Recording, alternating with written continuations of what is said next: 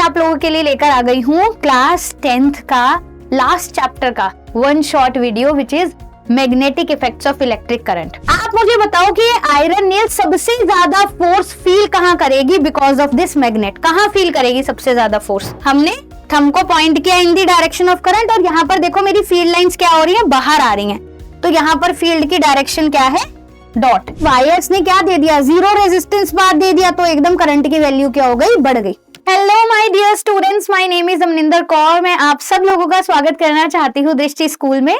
और मैं आज आप लोगों के लिए लेकर आ गई हूँ क्लास 10th का लास्ट चैप्टर का one short video which is magnetic effects of electric current.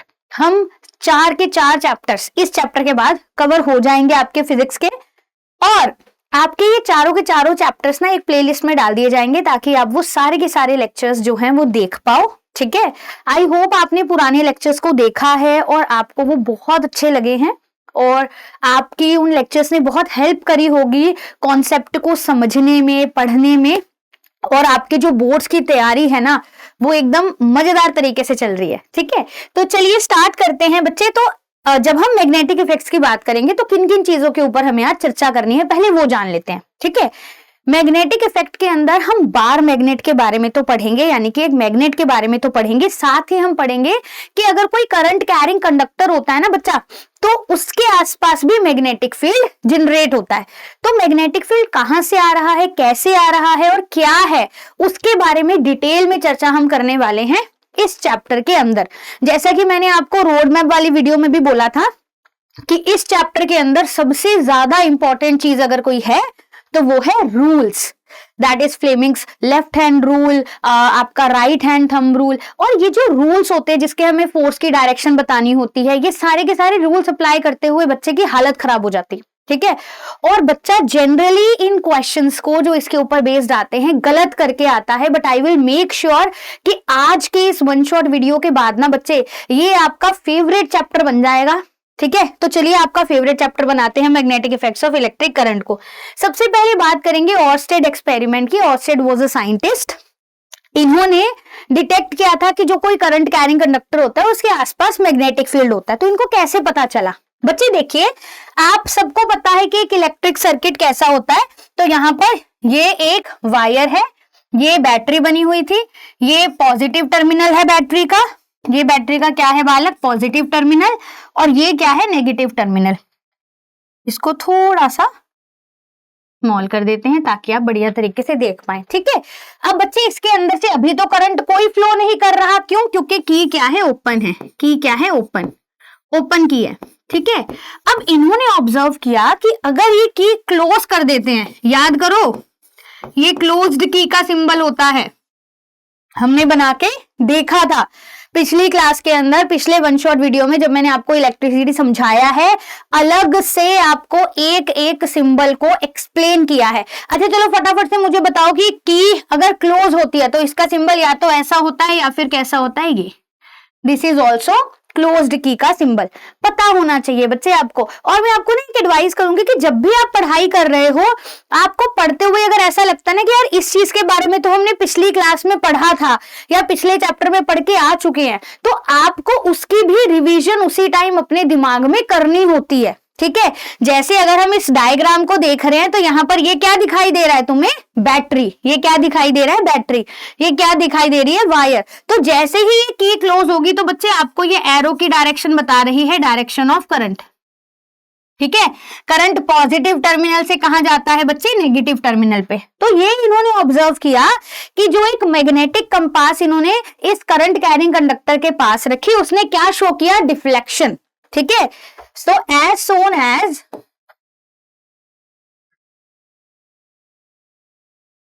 when the key is closed, he observed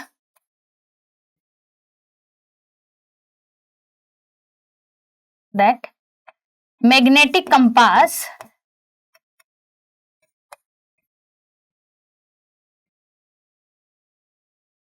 placed near the conductor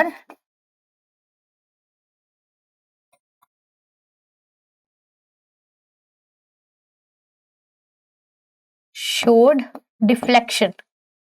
क्या शो किया बच्चे? इसने डिफ्लेक्शन शो किया। अगर मैग्नेटिक कंपास में डिफ्लेक्शन आ रहा है तो वो क्यों आएगा? Because of magnetic field.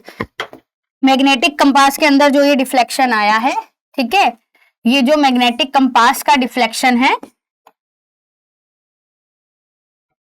Deflection indicated that there is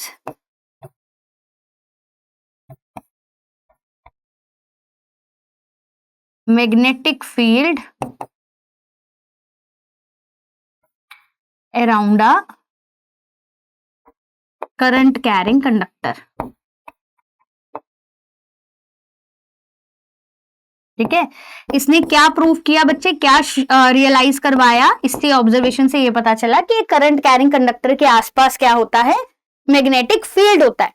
तो मैग्नेटिक फील्ड बच्चे क्या है? इट्स अ रीजन, ठीक है, इट्स अ रीजन जिसके अंदर जब आप किसी मैग्नेटिक मटेरियल को लेके आओगे, जैसे मान लो आयरन को हम लेकर आते हैं, इट्स अ मैग्नेटिक मटेरियल, तो वो मैग्नेटिक मटेरियल क्या करेगा? मैग्नेट की वजह से फोर्स एक्सपीरियंस करेगा, ठीक है। So it's a region around a current carrying conductor और around a magnet in which its influence can be felt by magnetic materials, ठीक है, उसकी वजह से फोर्स एक्सपीरियंस करेगा मैग्नेटिक मटेरियल। तो इसको लिख लेते हैं बच्चे, इसकी डेफिनेशन, इसकी जानकारी। तो मैग्नेटिक फील्ड जो होता है वो सिर्फ और सिर्फ एक चुंबक के आसपास नहीं होता, एक मैग्नेट के आसपास नहीं होता, करंट कैरिंग कंडक्टर्स के अराउंड भी क्या होता है बच्चे? मैग्नेटिक फील्ड होता है। तो हम इसको डिफाइन कैसे करते हैं? It is the reason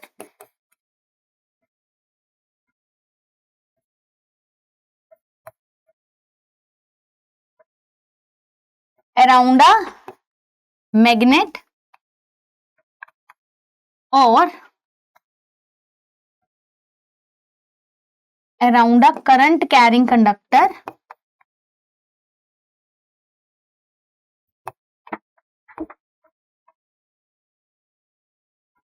in which its influence can be experienced by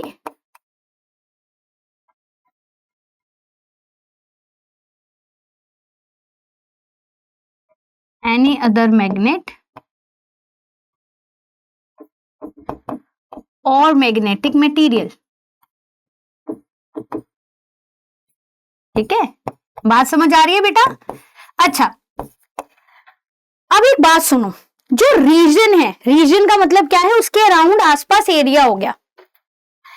आप अपने घर पहुंचे, आप अपने घर के पास गए, आपकी मम्मी ना किचन में कोई बढ़िया सी चीज बना रही थी, ठीक है, आपकी फेवरेट चीज जो है घर में बन रही है। बच्चे उसकी खुशबू आपको दूर से आने लग जाती है ना। जैसे जैसे आप अपनी घर के किचन में एंटर करते हो या उस डिश के पास जा रहे हो, आपको वो जो उसकी खुशबू है, जो उसकी फ्रेग्रेंस है, वो क्या होती जा रही है बच्चे? स्ट्रांग होती जा रही है। उसकी जो फूड की जो स्मेल है वो स्ट्रांग होती जा रही है ना। तो खुशबू तो यार आपको घर के अंदर एंटर करने से पहले ही आ रही थी कि मम्मी कुछ किचन में यार बढ़िया बना रही है ना, आ रही थी। तो बट उसका ऐसे ही जो रीजन है, रीजन का मतलब क्या है कि उस पूरे रीजन में फील्ड तो है, लेकिन उस फील्ड की वजह से जो फोर्स एक्सपीरियंस कर रहा है मैग्नेटिक मटेरियल, वो हर पॉइंट पे क्या करेगा? अलग अलग फोर्स एक्सपीरियंस करेगा। बात समझ आई? पक्का बढ़िया तरीके से आत्मा में गई? कि फिर से बताऊं कि मेरे बच्चे जो मैग्नेटिक फील्ड हुआ वो पूरा का पूरा रीजन है, ठीक है। जैसे अगर मैं बोलूं कि ये मेरा मैग्नेट थी, ये मैग्नेट का था नॉर्थ पोल और ये मैग्नेट का था साउथ पोल। अब बच्चे इस नॉर्थ पोल की तरफ अगर मैं बोलूं कि मेरे पास एक आयरन नेल है, ठीक है, एक छोटा सा आयरन नेल है, ये क्या बनाया मैंने? आयरन नेल बनाया, ठीक है। इस आयरन नेल को अब इसके आसपास बच्चे क्या है? एक रीजन है पूरा, इसका फील्ड है, इसका फील्ड है, उसको मैं ऐसे डॉटेड लाइन से बना रही हूं, ठीक है। मैं इस डॉटेड लाइन से आपको ये नहीं बता रही कि फील्ड लाइंस इसमें ऐसी होती हैं, फील्ड लाइंस ऐसी नहीं होती, फील्ड लाइंस के बारे में भी बताऊंगी। मैं सिर्फ वो मैग्नेटिक फील्ड का रीजन समझाने की कोशिश कर रही हूं, ठीक है, कि इसके आसपास के एरिया में इसका जो है, जो फील्ड है, जो इसका इन्फ्लुएंस है, वो कितने एरिया तक जो है वो रहेगा। अब मान लो बच्चे ये जो आयरन नेल है ये इसके फील्ड से बाहर प्लेस्ड है, तो नहीं इसको फोर्स एक्सपीरियंस करेगी। लेकिन अगर मैं बोलूं कि इस आयरन नेल को आपने ए पॉइंट पे रखा, यहां पर इसको बी पॉइंट पे रखा, फिर इसको यहां ले आए सी पर, आप मुझे बताओ कि ये आयरन नेल सबसे ज्यादा फोर्स फील कहां करेगी बिकॉज ऑफ दिस मैग्नेट? कहां फील करेगी सबसे ज्यादा force? Iron nail will experience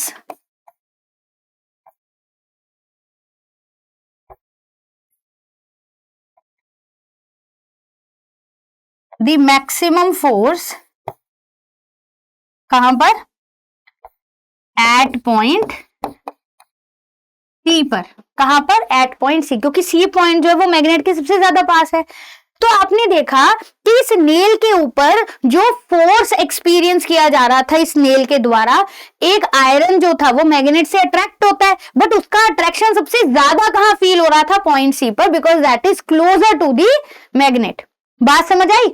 ऐसा थोड़ी है बच्चे कि ए पर फोर्स नहीं था, ए पॉइंट इज लाइंग अंदर, फील्ड के अंदर लाई कर रहा है, तो फील्ड में क्या है? पूरे के पूरे फील्ड में अट्रैक्शन तो फील हो रहा है, लेकिन कहां पर अट्रैक्शन सबसे ज्यादा है? सी पर। और क्या हमेशा अट्रैक्शन ही फील होता है बच्चे? अगर हम बात करते हैं लाइक पोल्स की, यानी कि नॉर्थ पोल एक मैग्नेट का दूसरी मैग्नेट के नॉर्थ पोल को क्या करेगा? रिपेल करेगा। तो जैसे like charges repel each other, similarly like poles of the magnet repel each other, unlike poles attract each other. आया समझ? बढ़िया तरीके से। तो अब ना इसमें कंफ्यूज मत होना कि रीजन, मतलब रीजन का मतलब है कि पूरी की पूरी जगह जहां जहां पर उसका इन्फ्लुएंस फील किया जा सकता है, लेकिन उस इन्फ्लुएंस की जो स्ट्रेंथ होगी कि कितना स्ट्रॉन्ग फोर्स लग रहा है, वो किस पर डिपेंड करेगा? उसकी पोजीशन पर डिपेंड करेगा। ये चीज क्लियर हुई? चल बच्चे आगे बढ़ते हैं, मैग्नेटिक फील्ड लाइंस के बारे में डिस्कस करते हैं। ये सबको पता है कि एक मैग्नेट के पास नॉर्थ एंड साउथ पोल होता है। मैग्नेटिक फील्ड लाइंस, पहले तो ये देखते हैं कि होती क्या है, इसकी डेफिनेशन जानने की कोशिश करो कि ये है क्या। ठीक है, magnetic field lines are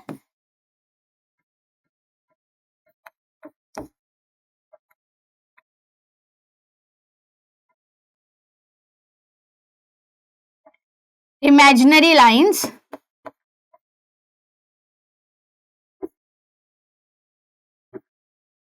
tangent to which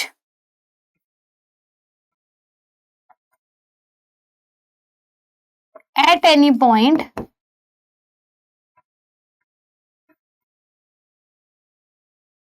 gives the direction of magnetic field at that point। ठीक है, ये क्या करता है बच्चे? इससे आपको डायरेक्शन मिलती है। इससे आपको क्या मिलता है? डायरेक्शन मिलती है मैग्नेटिक फील्ड की। मैग्नेटिक फील्ड क्या होता है बच्चे? It's a vector quantity. Magnetic field क्या होता है? मैग्नेटिक फील्ड जो है वो एक वेक्टर क्वांटिटी है। कैसी है? वेक्टर क्वांटिटी है। वेक्टर क्वांटिटी के बारे में आप लोगों को पता है कि वो क्वांटिटीज जिनके पास मैग्नीट्यूड होता है, जिनके पास डायरेक्शन होती है और वो वेक्टर लॉज फॉलो करते हैं, उनको वेक्टर क्वांटिटीज बोला जाता है। वेक्टर लॉज के बारे में आपको ज्यादा ना 9th में जानकारी दी गई है, ना 10th में बताया गया है। इसके बारे में आप कक्षा 11वीं में पढ़ेंगे जब हम वेक्टर्स पढ़ेंगे। ठीक है, बस आप इतना याद रखिए कि डायरेक्शन होती है, मैग्नीट्यूड होता है और वो कुछ लॉज फॉलो करता है जिसको वेक्टर लॉज बोलते हैं। ठीक है, तब हम उस क्वांटिटी को क्या कहेंगे कि वो वेक्टर क्वांटिटी है। क्योंकि मैग्नेटिक फील्ड वेक्टर क्वांटिटी है, इसीलिए इसके पास मैग्नीट्यूड भी होगा, डायरेक्शन भी होगी। आप लोगों को चिंता करने की बिल्कुल आवश्यकता नहीं है। इस चैप्टर में कहीं पर भी मैं मैग्नीट्यूड ऑफ मैग्नेटिक फील्ड के बारे में डिस्कस ही नहीं करूंगी। बहुत लंबे लंबे फॉर्मूलाज होते हैं। अगर मैं स्ट्रेट करंट कैरिंग कंडक्टर के लिए जाती हूँ, सर्कुलर करंट कैरिंग लूप के लिए जाती हूँ, मैग्नेटिक फील्ड उनकी वजह से क्या होता है, ठीक है, ये सारी की सारी चीजों की जानकारी हमें क्लास 10वीं में करनी ही नहीं है, करनी ही नहीं है। मैं आपको ये चैप्टर उसी पर्सपेक्टिव से पढ़ा रही हूं बच्चे कि वो आपकी क्लास के लिए इंपॉर्टेंट है, ठीक है। As an educator, as a teacher, मुझे पता है इस चैप्टर को, ये चैप्टर बेटा बहुत बड़ा है, बहुत वास्ट है, बट अगर वो जानकारी आपके लिए जरूरी नहीं है बोर्ड्स के लिए, तो मैं वो आपको यहां पर नहीं दूंगी। मैं आपको वही समझाऊंगी जो आपके लिए जरूरी है, जिसकी वजह से आपके बोर्ड्स में फुल मार्क्स आए, जिसकी वजह से आपका बोर्ड में कोई क्वेश्चन गलत ना हो। तो बोर्ड में ऑल दो फॉर्मूलाज नहीं दिए डायरेक्ट, लेकिन हमें जानकारी दे दी जाती है कि उसकी स्ट्रेंथ कैसे चेंज होती है, मैग्नेटिक फील्ड की स्ट्रेंथ कहां स्ट्रांग होगी, कहां वीक होगी, ये सब जानकारी हमें जो है इस चैप्टर में दी जाएगी, आपको बताया जाएगा, क्योंकि उससे रिलेटेड क्वेश्चंस बच्चे आते हैं। फॉर्मूला कुछ नहीं पूछेंगे आपसे, ठीक है। चलिए, magnetic field lines are imaginary lines tangent to which at any point gives the direction of magnetic field at that point, ठीक है। ये डेफिनेशन अगर मेरे बच्चे तुमने याद कर ली, ये डेफिनेशन अगर तुमने याद कर ली, तो तुमने आधा ये चैप्टर जो है वो खत्म कर लिया अपना, आधा चैप्टर तुम्हें समझ में आ गया अगर ये डेफिनेशन तुम्हें याद है। अब इस डेफिनेशन में जो बच्चों को सबसे ज्यादा दिल को दुखाता है वो टर्म कौन सी है? टेंजेंट। टेंजेंट, टेंजेंट क्या होता है? आप लोग बच्चे चैप्टर पढ़ चुके हो क्लास 10th का, ठीक है, आपको टेंजेंट्स के बारे में पता होता है। टेंजेंट के बारे में ज्यादा डिफिकल्टी आती है क्लास 9th वाले बच्चों को, उन्होंने पढ़ ही नहीं रखा होता क्या होता है टेंजेंट। क्या होता है? जैसे मान लीजिए ये कोई मैंने कर्व बनाया, ठीक है, ये ए बी है, यहां पर बच्चे मैंने कोई पॉइंट कंसीडर किया, या सर्कल ले लो, सर्कल के बारे में ही तो पढ़ा है ना, तो सर्कल बना लेते हैं। चलो ये लो, सर्कल बनाया, ठीक है। तो सर्कल पे ना मैंने यहाँ कोई पॉइंट ए कंसीडर किया। अब अगर मैं यहाँ पर एक लाइन ड्रॉ कर रही हूं जो इस सर्कल को किस पॉइंट पे टच कर रही है बच्चे? ए पॉइंट पे। मैडम ये तो टच ही नहीं कर रही लाइन। चलो बेटा अब करेगी, करा अब टच, ठीक है। तो मैं अगर इसको बोलूं PAC, ठीक है, तो मैं बोलूंगी PAC is the tangent to the circle at point A. कहां पर है बच्चे ये tangent to the circle? Point A पर, ठीक है। तो टेंजेंट जो होता है वो किसी भी कर्व्ड पाथ पे, जरूरी नहीं होता सर्कल पे ड्रॉ कर सकते हैं, किसी कर्व्ड पाथ पे भी आप टेंजेंट ड्रॉ कर सकते हो। आपको क्या करना होता है, वहां पर जो पॉइंट कंसीडर कर रहे हो, जहां पे आप टेंजेंट ड्रॉ करने जा रहे हो, वहां पे एक सीधी लाइन ड्रॉ करोगे जो उस कर्व्ड पाथ को सिर्फ उसी पॉइंट पे क्या हो, टच कर रही हो। आया समझ? बढ़िया तरीके से आत्मा में गया। चलिए आगे बढ़ते हैं, ठीक है। तो फील्ड लाइंस इमेजिनरी लाइंस होती हैं, ठीक है। अगर आप एक मैग्नेट ले रहे हो तो मैग्नेट के आसपास उसकी फील्ड लाइंस आपको दिखाई नहीं दे रही, ठीक है, वो एक्चुअल में वहां पे नहीं है, ठीक है। आपको पता कैसे चलेगा कि वो फील्ड लाइंस शेप कैसी लेती हैं? इसका एक छोटा सा एक्सपेरिमेंट हो सकता है आप लोगों ने अपने लैब वगैरह में किया हो, जिसमें एक बार मैग्नेट को एक गत्ते के ऊपर रखते हैं, ठीक है, फिर उसके ऊपर आयरन फीलिंग्स आप क्या करते हो, स्प्रिंकल करते हो, ठीक है, या गत्ते के नीचे रख दो और उसके ऊपर आयरन फीलिंग्स स्प्रिंकल करो। आयरन फीलिंग्स जो होती है, यानी कि जो लोहे के जो चूरा सा होता है, वो कैसे शेप ले लेता है बच्चे? ऐसी शेप ले लेता है, ठीक है, ऐसी शेप ले लेता है। तो मैग्नेटिक फील्ड लाइंस के अंदर magnetic field lines forms close loop. इसकी प्रॉपर्टीज कर रहे हैं।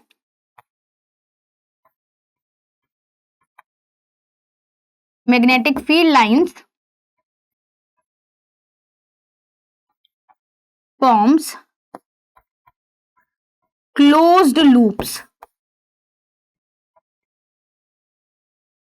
They start from North Pole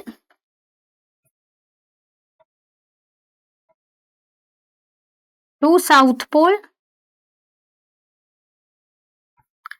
outside the magnet,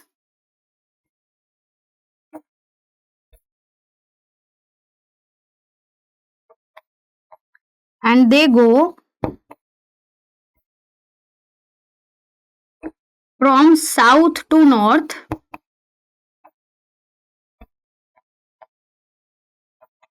inside the magnet. यानी कि अगर मैं एक मैग्नेट के अंदर देखूं कि कैसे जा रही होगी लूप, ये देखो यहां से बाहर आई, साउथ तक गई, फिर साउथ के अंदर कहां से कहां जाती है बच्चे, साउथ टू नॉर्थ, कहां जाती है, साउथ से नॉर्थ की तरफ, बाहर नॉर्थ टू साउथ, ठीक है। तो outside the magnet they starts from north and goes to south, ठीक है, इसको मार्क करना, नॉर्थ टू साउथ है आउटसाइड और साउथ टू नॉर्थ है इनसाइड, ठीक है। तो पूरा का पूरा क्लोज्ड लूप फॉर्म करती है। दूसरी लाइन आप यहां पर ये देखिएगा, ऑल्दो लिख सकते हो आप इसको बच्चे, अगर मैं दो पोल्स को, जैसे कि मान लो नॉर्थ पोल था किसी मैग्नेट का और ये भी नॉर्थ पोल था, तो like poles repel each other, इसकी वजह से ये क्या होंगी, फील्ड लाइंस एक दूसरे पे प्रेशर एक्सर्ट करेंगी, ठीक है, बात समझ आई। On the account of the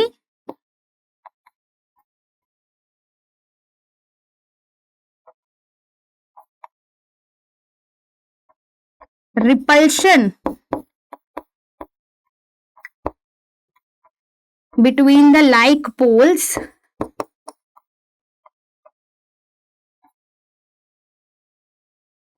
field lines exert lateral pressure on each other,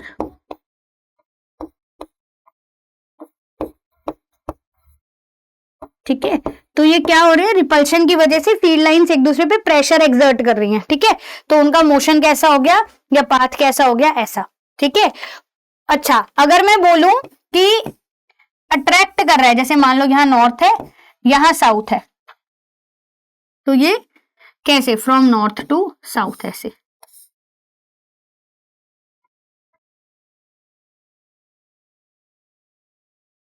ठीक है, बात समझ आई। नॉर्थ से साउथ पोल की तरफ ऐसे जाएंगे, ये नॉर्थ पोल मैंने किसी मैग्नेट का बनाया, वो साउथ पोल किसी, तो यहां पर क्या है, unlike poles attract each other,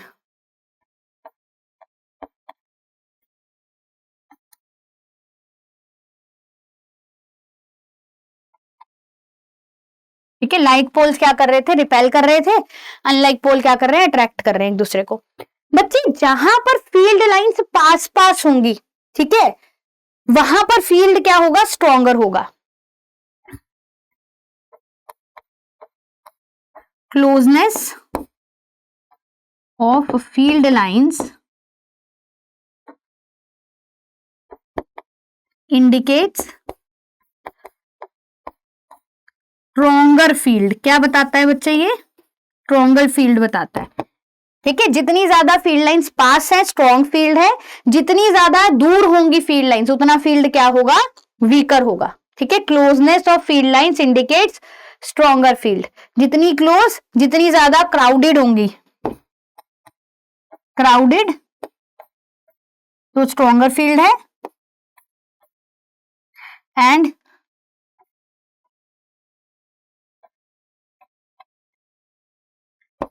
crowded अगर नहीं है, ठीक है, स्पेस्ड है यानी कि दूर दूर है, ठीक है, तो क्या है, वीकर फील्ड है, बात समझ आई।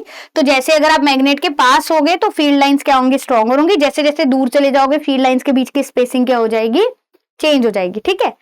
अब यहां पर मैं आप लोगों को यूनिफॉर्म और नॉन यूनिफॉर्म फील्ड के बारे में थोड़ी सी जानकारी देना चाहती हूं। लेट्स सी आप लोग तैयार हैं कि नहीं है, ठीक है। क्या बच्चे आप लोग तैयार हो फील्ड लाइंस के बारे में जानकारी लेने के लिए, और ठीक है, एक दो और चीजें होती हैं, ये थोड़ा सा एक्स्ट्रा है, आपसे हो सकता है ना पूछा जाए, ये सारा आपके सिलेबस की जानकारी थी, पर आप ये भी जरूर जान लीजिए अगर आप जानना चाहते हैं तो, ठीक है, कि two field lines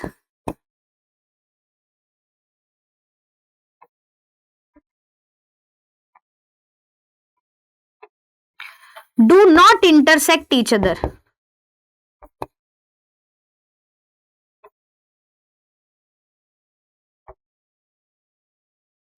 because if they do so,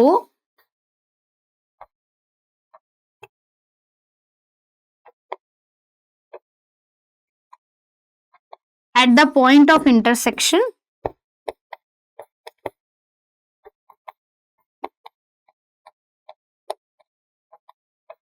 magnetic field will have two directions,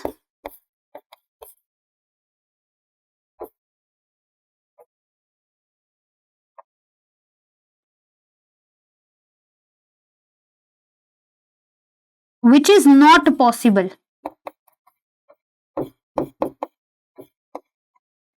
ठीक है, अब इसको समझाती हूँ कि इसका अर्थ क्या है। बच्चे मैग्नेटिक फील्ड क्या है? एक वेक्टर क्वांटिटी है। ठीक है, मान लेते हैं कि इन्होंने बोला कि दो फील्ड लाइंस कभी एक दूसरे को क्रॉस नहीं करती, हम कहते हैं कि कर रही है, चलो कर रही है, हम जबरदस्ती उसको करवा देंगे। जैसे मान लो मैंने यहाँ, ये दिख रहा है आपको, मैंने दो फील्ड लाइंस ऐसे क्रॉस करवा दी। अब बच्चे ये वाली फील्ड लाइन कह रही है कि फील्ड की डायरेक्शन क्या है? इधर की तरफ है ना, और ये वाली फील्ड लाइन कह रही है कि फील्ड की डायरेक्शन इधर है। मैग्नेटिक फील्ड वेक्टर क्वांटिटी है, उसके पास डायरेक्शन है, लेकिन एक पॉइंट पर दो डायरेक्शन मैग्नेटिक फील्ड की नॉट पॉसिबल। ठीक है, because of the same bar magnet या सेम करंट कैरिंग कंडक्टर की वजह से किसी एक पॉइंट पर एक ही डायरेक्शन में तो होगा फील्ड, है ना। ये हो सकता है कि दो अलग अलग फील्ड्स हैं, दो अलग अलग कंडक्टर्स की मैं बात कर रही हूँ, करंट कैरिंग कंडक्टर्स है, या दो अलग अलग मैग्नेट्स हैं, उनकी मैग्नेटिक फील्ड लाइंस जो हैं वो एक पॉइंट पर दो डायरेक्शन, मतलब ये वाला कह रहा है कि इधर की साइड होगा, लेकिन निकलेगा तो वहां पर एक ही डायरेक्शन में ना। ठीक है, तो एट अ सिंगल पॉइंट अगर मैं बोलूं कि वो इंटरसेक्ट करती हैं, तो इंटरसेक्ट करने का अर्थ है कि ये दो डायरेक्शंस बताएगा मैग्नेटिक फील्ड की। ये वाला कह रहा है इधर की तरफ, ये वाला कह रहा है इधर की तरफ, विच इज नॉट पॉसिबल।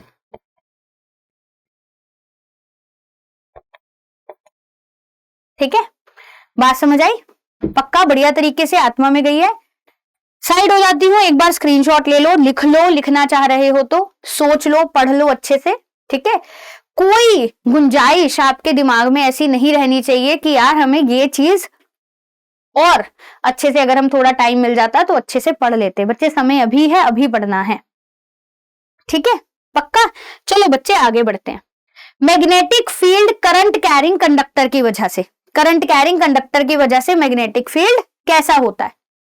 तो बच्चे इसके लिए आपने एक्सपेरिमेंट करके देखा होगा। ठीक है, कि मान लीजिए मैंने एक करंट कैरिंग वायर ली। ठीक है, ये करंट कैरिंग वायर है जो मैं इसके थ्रू पास करवा रही हूं। ठीक है, थोड़ा सा इस वायर को लेंथ बढ़ा देते हैं इसकी। ये कंडक्टर है जो इसमें से पास हो रहा है। ठीक है, इसको हमने यहां पर कर दिया बैटरी के साथ कनेक्ट, और यहां पर लगा दिया बच्चे एक की। तो द मोमेंट आप इस की को क्लोज करोगे, जैसे ही आपने इस की को क्लोज किया तो बच्चे क्या होने लग गया? इसमें से करंट फ्लो होने लग जाएगा। ये पॉजिटिव टर्मिनल था तो ये ऐसे इसमें करंट जाएगा। ठीक है, जब करंट जाएगा क्या इसके आसपास मैग्नेटिक फील्ड आएगा? बिल्कुल आएगा। तो बच्चे अगर अब हम यहाँ पर आयरन फिलिंग्स इस बोर्ड के ऊपर स्प्रिंकल करते हैं, so what we will observe is कि यहाँ पर जो मैग्नेटिक फील्ड जनरेट हो रहा है वो कुछ ऐसा हो रहा है। कैसे आ रहा है बच्चे? कॉन्सेंट्रिक सर्कल्स में आ रहा है। कैसे आ रहा है? कॉन्सेंट्रिक सर्कल्स में। पूरा कंप्लीट कर दूं?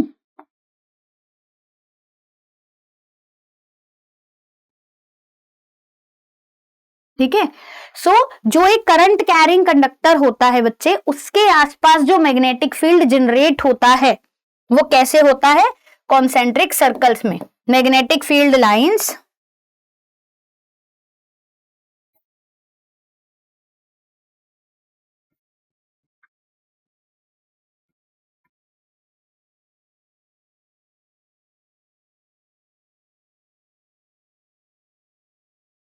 around a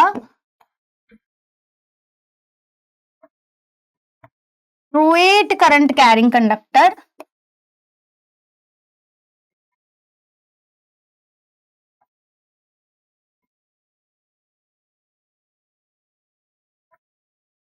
is in the form of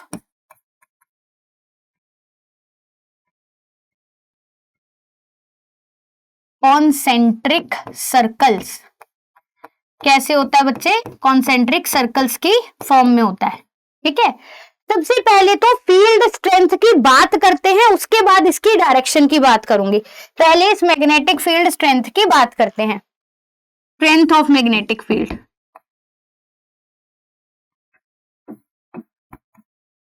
कि जो ये मैग्नेटिक फील्ड है ये कितना स्ट्रोंगर या कितना वीकर होगा। स्ट्रेंथ ऑफ मैग्नेटिक फील्ड की बात करते हैं। ठीक है, तो बच्चे होता क्या है, अगर हम कंडक्टर के पास है तो what we will observe is कि ये जो कॉन्सेंट्रिक सर्कल है, अब ये कॉन्सेंट्रिक सर्कल तुम्हें दिख नहीं रहा था, हम कह रहे हैं आयरन फिलिंग्स हमने इसके ऊपर स्प्रिंकल करी बोर्ड के ऊपर, तो आयरन फिलिंग्स ने कुछ इस प्रकार की शेप ली है, ठीक है, तो इसलिए हम कह रहे हैं कि वो कॉन्सेंट्रिक सर्कल्स की फॉर्म में है, ठीक है। अब ये जो कॉन्सेंट्रिक सर्कल्स है ना, they are crowded near the conductor, ठीक है, और इनके बीच की स्पेसिंग जो है वो बढ़ती जा रही है as you are moving away from the conductor. तो पहला पॉइंट यहां पर नोट डाउन कीजिएगा,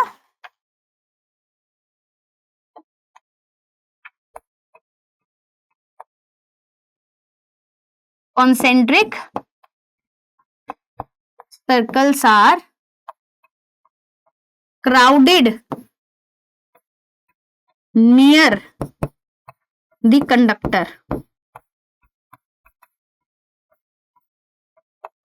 and the spacing between the circles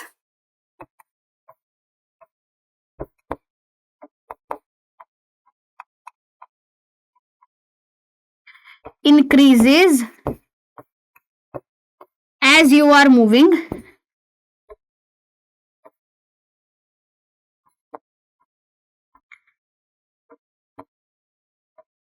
away from the conductor. अब बच्चे इसका ना देखो एमसीक्यू कैसे बन सकता है, यहीं पर बता रही हूं। इस चैप्टर के अंदर ना बच्चे मैं सारी की सारी चीजें आपको बोर्ड्स पे लिख लिख कर बताने वाली हूं, ठीक है, आपके बोर्ड से रिलेटेड इंपॉर्टेंट चीजें, आपको और कहीं जाने की जरूरत नहीं है, आपको यहीं पर सारी की सारी चीजों का ज्ञान मिलेगा।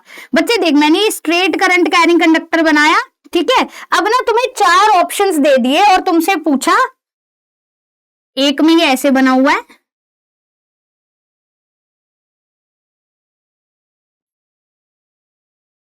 ठीक है, और यहां पर करंट जो है अपवर्ड डायरेक्शन या डाउनवर्ड डायरेक्शन में दिखा रखा होगा, ठीक है। अभी जब आपको डायरेक्शन बता दूंगी आप उससे ज्यादा बेहतर तरीके से समझ पाओगे वैसे, ठीक है। मान लो ये अगर करंट अपवर्ड डायरेक्शन में है ना, तो ये ऐसे सर्कल बनते हैं, ठीक है, वो आपको भी पता चलेगा कि राइट हैंड थंब रूल से हमें डायरेक्शन पता चल रही है, ठीक है, कि ये है, और एक आपको बताया है कि ये है करंट अपवर्ड डायरेक्शन में है,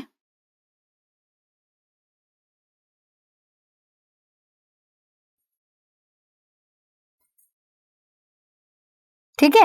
अब बच्चे आप अगर यहां पर देखोगे तो यहां पर ना आपका पहले जब आप कंडक्टर के पास हो तो आप देख रहे हो कि आपके सर्कल्स के बीच का ना जो स्पेसिंग है वो कम है, और जैसे जैसे आप दूर जा रहे हो स्पेसिंग क्या है, बढ़ती जा रही है, ठीक है। इसमें भी अपवर्ड डायरेक्शन में करंट ले लेते हैं। यहां पर मेरा ये वाला डायग्राम बनाने का पर्पस आपको डायरेक्शन समझाने का नहीं है, सिर्फ और सिर्फ ये बताने का है कि इन दोनों में से ये वाला गलत है और ये वाला सही है, ठीक है, कि जैसे जैसे आप कंडक्टर से दूर जाओगे स्पेसिंग क्या होगी, बढ़ेगी। स्पेसिंग बढ़ने का मतलब फील्ड क्या हो रहा है, वीक हो रहा है। तो जैसे जैसे हम दूर जाएंगे, ठीक है, spacing between the circle increases, इसका मतलब है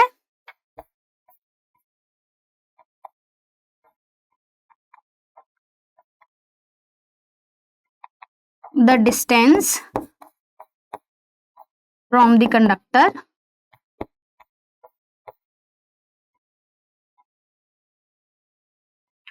फील्ड बिकम्स वीकर। फील्ड क्या हो जाता है, वीकर, क्या हो जाता है, वीकर हो जाता है, कमजोर हो जाता है फील्ड। बात समझ आई। और अगर आप कंडक्टर की तरफ आ रहे हो तो फील्ड क्या होगा, स्ट्रॉन्गर होगा। आ रही है बात समझ, पक्का, बढ़िया तरीके से आत्मा में गई। दूसरी चीज बच्चे यहां पर ये आती है कि अगर हम करंट कैरिंग कंडक्टर में से करंट को बढ़ा देंगे, ठीक है, on increasing the current through the conductor,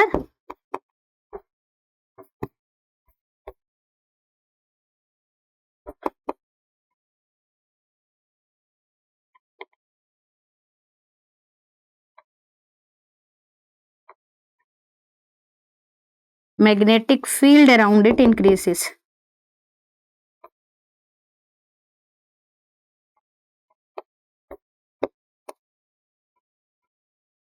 ठीक है बच्चे, इस चीज को आप ये भी बोल सकते हो कि मैग्नेटिक फील्ड जो है वो डायरेक्टली प्रोपोर्शनल है आई के।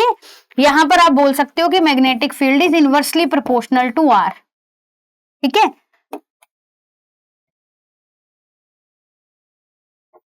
ठीक है।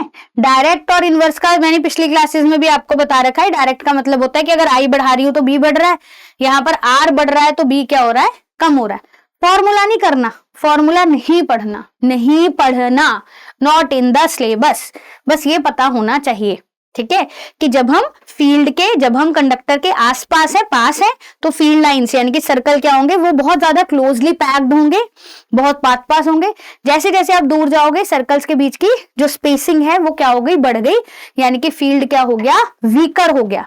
ठीक है, यहां पर जब आप करंट को इंक्रीज कर रहे हो तो फील्ड क्या हो रहा है, स्ट्रॉन्ग। तो आपको ऐसे दे दिया कि एक स्ट्रेट करंट कैरिंग कंडक्टर था, उसके थ्रू फ्लो करने वाले करंट को कम कर दिया गया। ठीक है, तो फील्ड अगर पहले किसी पॉइंट पर बी था, अब उसी पॉइंट पर बी का जो स्ट्रेंथ है वो क्या हो जाएगी, कम हो जाएगी, बढ़ जाएगी, सेम रहेगी, बताओ क्या होगा। ठीक है, तो वो कम हो जाएगी क्योंकि आपने करंट को क्या किया है, कम किया है। ऑन दी अदर हैंड अगर करंट को बढ़ाते तो वो क्या हो जाता, बढ़ जाता। समझ आ गई मेरे बच्चे। अब बात करते हैं कि हमें इसकी डायरेक्शन किससे मिलेगी। बच्चे direction of the current is given by right hand thumb rule. कौन देता है direction of current, direction of magnetic field lines देता है हमें कौन, राइट हैंड थंब रूल। इसके बारे में डिटेल में चर्चा करते हैं। चलो बच्चे स्टार्ट करते हैं राइट हैंड थंब रूल। तो ये रूल क्या कहता है, you just need to imagine that you are holding a current carrying conductor. बच्चे सच में नहीं पकड़ना कंडक्टर को जाके, you just need to imagine it कि आप अपने राइट हैंड में एक करंट कैरिंग कंडक्टर होल्ड कर रहे हो। बच्चे अगर आप अपने थंब को पॉइंट करते हो in the direction of the current that is flowing through the conductor, तो आपकी फिंगर्स आपको क्या बताएंगी, direction of flow of magnetic field lines, कि उसके अराउंड मैग्नेटिक फील्ड लाइन क्या होगा, कैसे होगा। ठीक है, और इसी से हमें पता चलता है कि मैग्नेटिक फील्ड लाइन कैसा होता है बच्चे, कॉन्सेंट्रिक सर्कल्स में आता है मैग्नेटिक फील्ड लाइंस। ठीक है, तो राइट हैंड थंब रूल क्या कहता है। अब यहां पर बहुत सारे बच्चे गलती करते हैं कि जब आपको एग्जाम में आता है state right hand thumb rule, state Ohm's law, states Fleming's left hand rule. अब बच्चा इसमें क्या गलती करता है, बच्चा कहता है कि अच्छा राइट हैंड थंब रूल पूछा है, राइट हैंड थंब रूल, तो बच्चा कहता है we need to imagine as we are holding a conductor, current carrying conductor in our right hand, we need to point our fingers in the direction of magnetic field lines, our thumb points the direction of current. उल्टा है। ठीक है, समझ रहे हो बच्चे, मैं आपको ये इसलिए बता रही हूं, बहुत बार बच्चे, मैंने बहुत ज्यादा बच्चों के अंदर ये चीज देखी है कि बच्चा कहता है मैम हम अपनी लैंग्वेज में लिख कर आ रहे हैं। मैम क्या अगर हम अपनी लैंग्वेज के अंदर आंसर लिख देंगे तो क्या गलत हो जाएगा। मैं फिर से कहूंगी कि जब भी आप आंसर लिखे पेपर में, you have to make sure कि आपका आंसर ना एकदम स्पेसिफिक है, एकदम क्रिस्टल क्लियर है।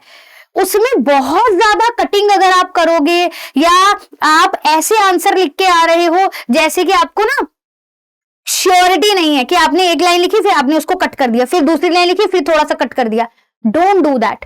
उससे देख बच्चे, जो पेपर आपका चेक करेगा उनको नहीं पता होता, उनको नहीं पता आपके बारे में, उनको नहीं पता कि वो किस बच्चे का पेपर चेक कर रहे हैं, वो कौन से स्कूल में पढ़ता है, कुछ नहीं पता। ठीक है, जो आपका पेपर चेक कर रहे हैं उनको सिर्फ आपके बारे में जानकारी कहां से मिल रही है, जो आप पेपर में लिख के आए हैं। तो जब आप बहुत ज्यादा एक्सट्रीम लेवल पर पेपर में कटिंग करते हैं ना, इससे टीचर को ये लगता है कि इस बच्चा जो है वो कंफ्यूज्ड है, इसको अपने ऊपर कॉन्फिडेंस नहीं है कि जो मैं लिख रहा हूं वो मैं सही लिख रहा हूं।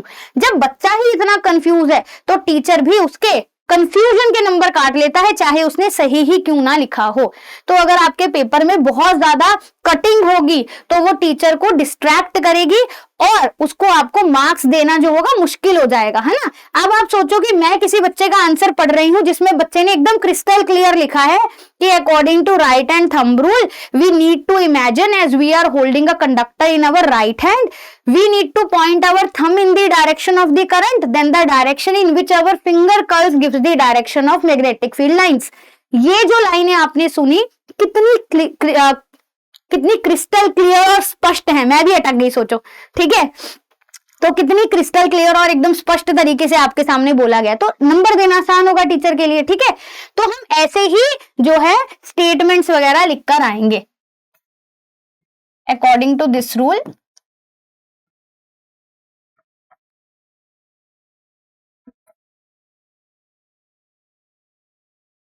if we imagine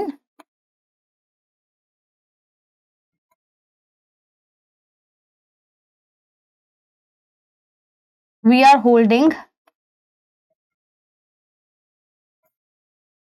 a current carrying conductor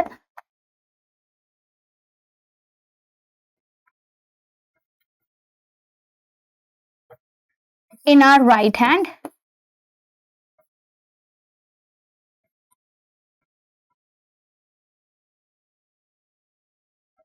with current in the direction of thumb,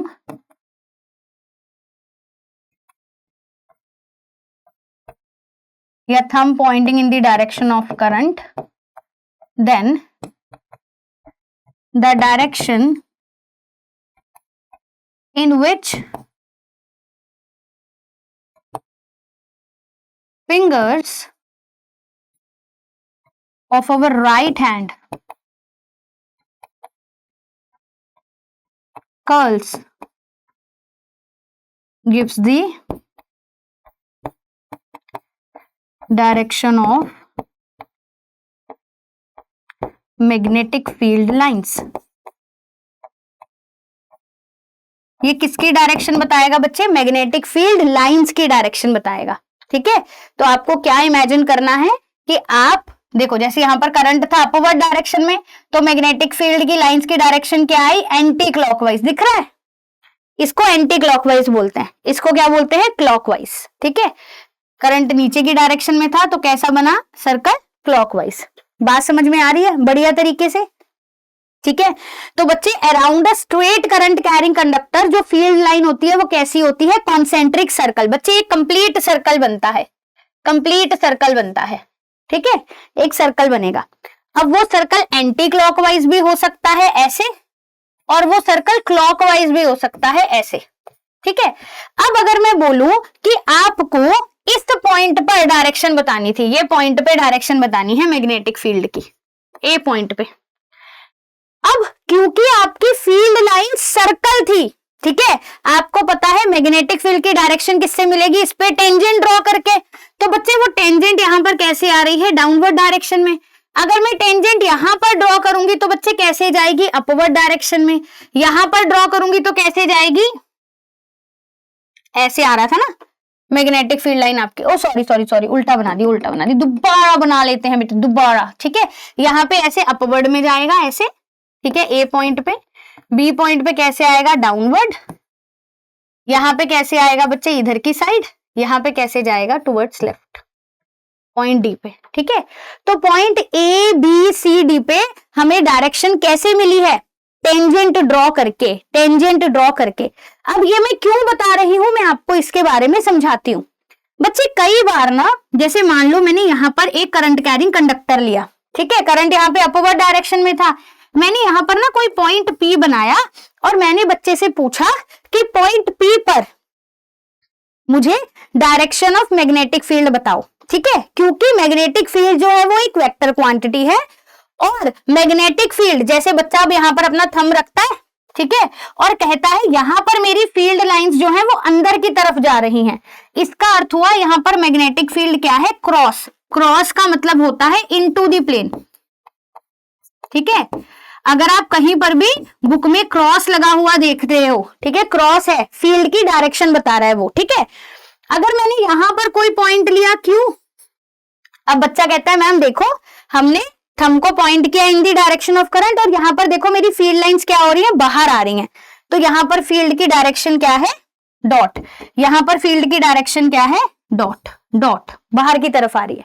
ठीक है, अब अगर आप मुझे बोलो कि मैंने P और Q की जगह यहां पर कोई और पॉइंट्स भी ले लिया, तो बच्चे वहां पर भी फील्ड लाइंस अंदर की तरफ जा रही होंगी और यहां पर फील्ड लाइंस बाहर की तरफ जा रही होंगी, है ना? अब फील्ड लाइंस कोई स्ट्रेट थोड़ी थी इसके आसपास जो अंदर की तरफ और आप बाहर की तरफ ले रहे हो। ध्यान से देखना, इस करंट कैरिंग कंडक्टर के अराउंड P पॉइंट से होकर जाती हुई एक मैग्नेटिक फील्ड लाइन बनी, देखो ऐसे। ठीक है, थोड़ी साफ सुथरी सी बनाती हूँ, सुंदर सी बनाती हूँ, क्योंकि मैं चाह रही हूं कि आपको ये बढ़िया तरीके से समझ में आए। ठीक है, अब जो इसका पीछे वाला हिस्सा होगा ना, मैं उसको ऐसे डॉटेड से दिखाऊंगी, और जो बाहर वाला होगा उसको मैंने ऐसे दिखा दिया। ठीक है, इसका अर्थ हुआ कि जैसे ये देखो, ये दिख रहा है, ये दिख रहा है, दिख रहा है, दिख रहा है, दिख रहा है, दिख रहा है, हाँ सर्कल, ठीक है सर्कल है। अच्छा, अब ये मेरा स्ट्रेट करंट कैरिंग कंडक्टर था, मैंने ऐसे लिया, ठीक है। अब बच्चे तुझे ये सर्कल दिखाई दे रहा है, तो वही सर्कल मैंने यहाँ ड्रॉ करने की कोशिश की है। इसका जो पीछे वाला पार्ट है मैंने वो डॉटेड बना दिया, और जो आगे वाला पार्ट तुम्हें दिख रहा है उसको मैंने सॉलिड रखा है, ठीक है। अच्छा, अब ये सर्कल कैसा होगा, ये सर्कल कैसा होगा बच्चे, ऐसा बनेगा, यानी कि यहाँ पर अंदर की तरफ जा रही होगी और यहाँ से ऐसे बाहर आ रही होगी, ठीक है। ये सर्कल ऐसा बना ना, यहाँ पर फील्ड लाइंस अंदर जा रही हैं और यहाँ से ऐसे बाहर आ रही हैं, ठीक है।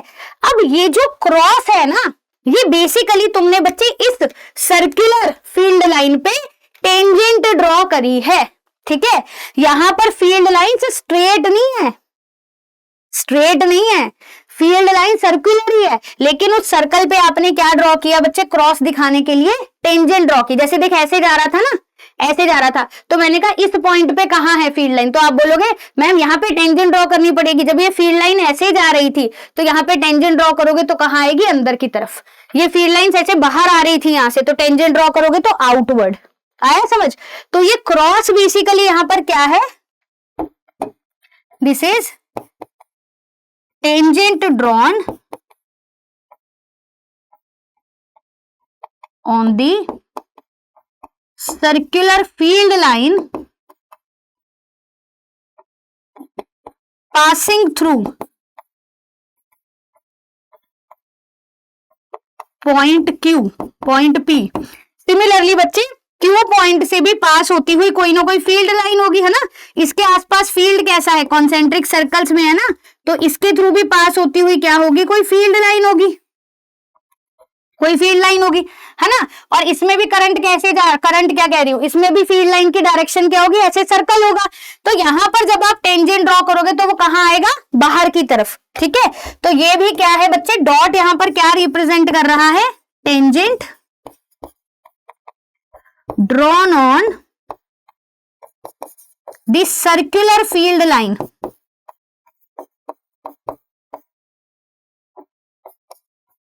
passing through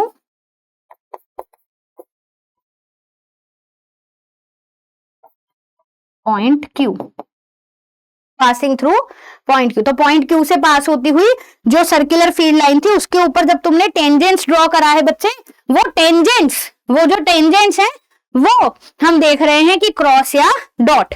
अब ये क्यों जरूरी है, ये क्यों जरूरी है, मैंने तुम्हें ये क्यों बताया, ठीक है। आप अच्छा भला अपना जीवन जी रहे थे जिसमें आपको अगर कोई स्ट्रेट करंट कैरिंग कंडक्टर बता दिया जाता था, यहाँ किसी पॉइंट पे पूछ लिया जाता था, तुम कह देते थे इनटू द प्लेन है, यहाँ किसी पॉइंट पे पूछ लिया जाता था, तुम कह देते थे आउट ऑफ द प्लेन है। तो मैंने ये बताकर तुम्हें क्या कर लिया बताओ, इसको बताने से ऐसा क्या हो गया जो पहली चीज तुम्हें समझ में नहीं आ रही थी। इसका कारण बताती हूँ कि मैंने ये क्यों बताया। मुझे एक ब्लैंक शीट पहले यहां पर लेकर आने दो, क्योंकि अब हमारी पढ़ाई होने वाली है और भी शानदार, और भी शानदार। देख बेटा, यहां पर ना तुझे डायरेक्शंस के बारे में पूरी जानकारी होनी चाहिए। तुझे डायरेक्शंस ना आपकी आत्मा में बसा हुआ होना चाहिए कि डायरेक्शन हमें सब पता है। जैसे अगर मैं बोलूं कि ये जो राइट वाली डायरेक्शन है इसको हम ईस्ट बोल रहे हैं, ये वेस्ट है, ये नॉर्थ है और ये साउथ है, ठीक है, ये नॉर्थ है और ये साउथ है। अब या तो हम इसको बोल देते हैं जो अंदर की तरफ जा रहा है उसको इनटू द प्लेन बोलेंगे, ठीक है। अगर कहीं क्रॉस लगा हुआ है वो या तो इनटू द प्लेन होगा, अगर तुझे ये ऑप्शन नहीं दिख रहा तो आप इसको डाउनवर्ड भी बोल सकते हो, ठीक है, डाउनवर्ड भी बोल सकते हो।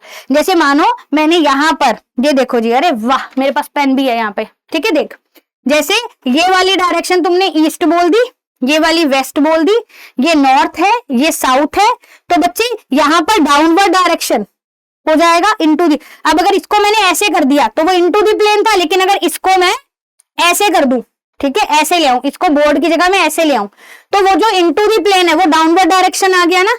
ऐसे ही डॉट जो होगा वो या तो आउट ऑफ दी प्लेन होगा, या फिर अगर आपको आउट ऑफ द प्लेन नहीं दिख रहा तो आप अपवर्ड भी उसको कंसीडर कर सकते हो। ऑप्शन में क्या गिवन है आपको उसके हिसाब से देखना है।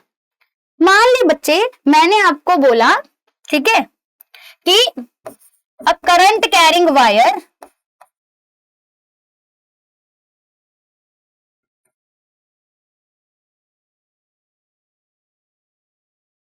is placed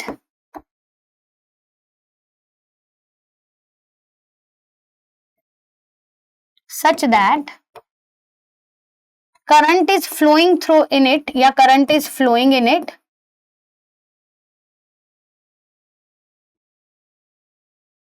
from west to east. ठीक है, west to east. The direction of magnetic field at a point above and below the wire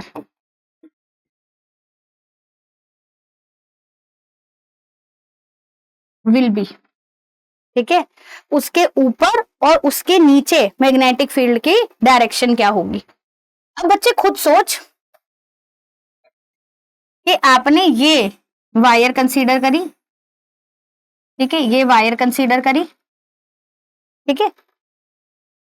अब यहां पर आपने बोला ये वेस्ट बोल दिया और ये ईस्ट बोल दिया, ठीक है, और इसमें करंट कैसे जा रहा है बच्चे, वेस्ट टू ईस्ट ऐसे जा रहा है, ठीक है। अब इसके अराउंड एक सर्कल बनेगा, इसके अराउंड अगर मैं वो बनाने की कोशिश करती हूं कि मेरी मैग्नेटिक फील्ड लाइन कैसी होगी, तो बच्चे वो सर्कुलर होगी, ऐसे सर्कल बनेगा एक, और उस सर्कल की डायरेक्शन क्या होगी बच्चे, ऐसे ऐसे बनेगी सर्कल की डायरेक्शन। बना के देखो, ये फील्ड लाइन थी, ऐसे पूरे ऐसे सर्कल बनेगा ना, पूरा ऐसे बाहर की तरफ आता हुआ, देखो सर्कल बनाया, ठीक है। तो बच्चे जस्ट अबव, अगर आप इसके जस्ट ऊपर वाला पॉइंट लोगे तो वहां पर टेंजेंट कहाँ आएगी, सोचो बाहर की तरफ आएगी, है ना, बाहर की तरफ आएगी यहाँ पर टेंजेंट, ठीक है। यहाँ पर टेंजेंट क्या होगी बच्चे, अंदर की तरफ जाएगी। अगर मैं इसके अबव और बिलो की जगह इसके फ्रंट में और बैक में ये वाले पॉइंट्स कंसीडर करती हूँ, ये वाला पॉइंट और ये वाला पॉइंट, तो बच्चे यहाँ पर डायरेक्शन क्या है, अपवर्ड, और यहाँ पर डायरेक्शन क्या है, डाउनवर्ड, ठीक है। तो बच्चे इस पॉइंट की अगर डायरेक्शन की बात करती हूँ, ठीक है, अगर इस पॉइंट की बात करती हूँ, अगर आपको डायग्राम बनाकर बोल दिया कि इस वाला अबव और ये वाले बिलो पॉइंट पे बताओ, तो बच्चे इस पे तो क्या है, इस वाले पे पॉइंट पे आपको दिख रहा है बाहर की तरफ आ रही है, तो आप लिख दोगे आउट ऑफ प्लेन। इस वाले पॉइंट पे कहां जा रही है बताओ, इनटू द प्लेन, और अगर इनटू द प्लेन ऑप्शन में नहीं है तो क्या लिखोगे, डाउनवर्ड, ठीक है, और इसको लिखोगे अपवर्ड। अच्छा, ये वाली डायरेक्शन कौन सी होगी, अपवर्ड वाली, नॉर्थ, और ये वाली कौन सी होगी, साउथ। बात समझ आई कि उस पॉइंट को कहां पे ड्रॉ किया गया है, उससे आपको डायरेक्शन समझ में आनी चाहिए, ठीक है। अगर सिंपल ये स्ट्रेट लाइन बनाकर ये पूछ रखा है, ये वाला पॉइंट, ये वाला पॉइंट, तो ये तो आप बच्चे करते ही आ रहे हो कि यहाँ पर बाहर आ रही है यानी कि आउट ऑफ द प्लेन, यहाँ पे अंदर जा रही है यानी कि क्रॉस, ठीक है। बट वो पॉइंट और क्रॉस एक्चुअल में है क्या, आपने टेंजेंट ड्रॉ करी है इस सर्कुलर मैग्नेटिक फील्ड लाइन पर, जो इन दोनों पॉइंट से क्या कर रही थी, पास कर रही थी। बात समझ आया। तो एक स्ट्रेट करंट कैरिंग कंडक्टर के अराउंड मैग्नेटिक फील्ड लाइन कैसी होती है बच्चे, कॉन्सेंट्रिक सर्कल्स। अगर आप कंडक्टर के पास हो तो वो सर्कल्स कैसे होंगे बच्चे, पास पास पास पास, यानी कि फील्ड स्ट्रॉन्गर होगा। दूर जाओगे तो फील्ड वीकर हो जाएगा। करंट को बढ़ाओगे तो फील्ड स्ट्रॉन्गर होगा, करंट को कम करोगे तो फील्ड कम हो जाएगा। करंट के डायरेक्टली प्रोपोर्शनल, डिस्टेंस के इनवर्सली प्रोपोर्शनल। आई बात समझ, ठीक है। और कैसा होगा, कॉन्सेंट्रिक सर्कल्स। डायरेक्शन किससे मिलेगी, राइट हैंड थंब रूल। किससे मिलेगी, राइट हैंड थंब रूल। कोई दिक्कत, कोई परेशानी, कोई समस्या, किस तरीके का पेट दर्द, दांत दर्द, कुछ नहीं हो रहा, सब बढ़िया चल रहा है, टॉपिक समझ में आता हुआ चल रहा है, शाबाश। चल आगे बढ़ते हैं। Circular current carrying conductor. मान लो हमने एक सर्कुलर करंट कैरिंग लूप लिया, जैसे ये दिख रहा है ना, ये सर्कुलर करंट कैरिंग कंडक्टर लिया। बच्चे सर्कुलर करंट कैरिंग कंडक्टर से भी अब करंट जा रहा है, ठीक है। तो अब यहाँ पर हमें मैग्नेटिक फील्ड की डायरेक्शन कैसे मिलती है, magnetic field again being a vector quantity. और बच्चे इसके लिए भी सेम चीज होगी कि अगर आप सर्कुलर करंट कैरिंग लूप से करंट को बढ़ा दोगे तो फील्ड क्या हो जाएगा, स्ट्रॉन्गर हो जाएगा। तो सबसे पहले तो स्ट्रेंथ की बात कर लेते हैं।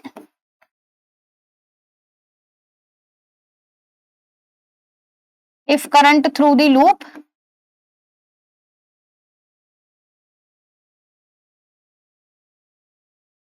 is increased, magnetic field becomes stronger।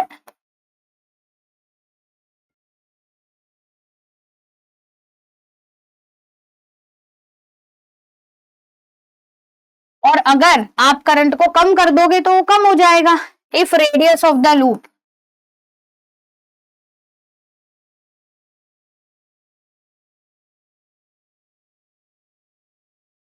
Increases,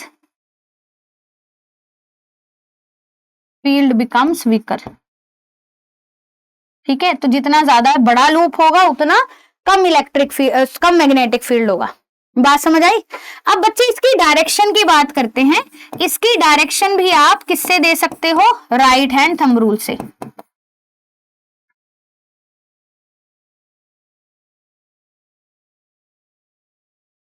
किससे दे सकते हो बच्चे, राइट हैंड थंब रूल से। कैसे, जैसे मान लो इसके अंदर करंट ऐसे जा रहा है, यहाँ पर करंट अपवर्ड डायरेक्शन में था, यहाँ पे करंट डाउनवर्ड डायरेक्शन में था। खुद सोचना बच्चे, बैटरी के साथ कनेक्टेड है, यहाँ से करंट ऐसे जाएगा।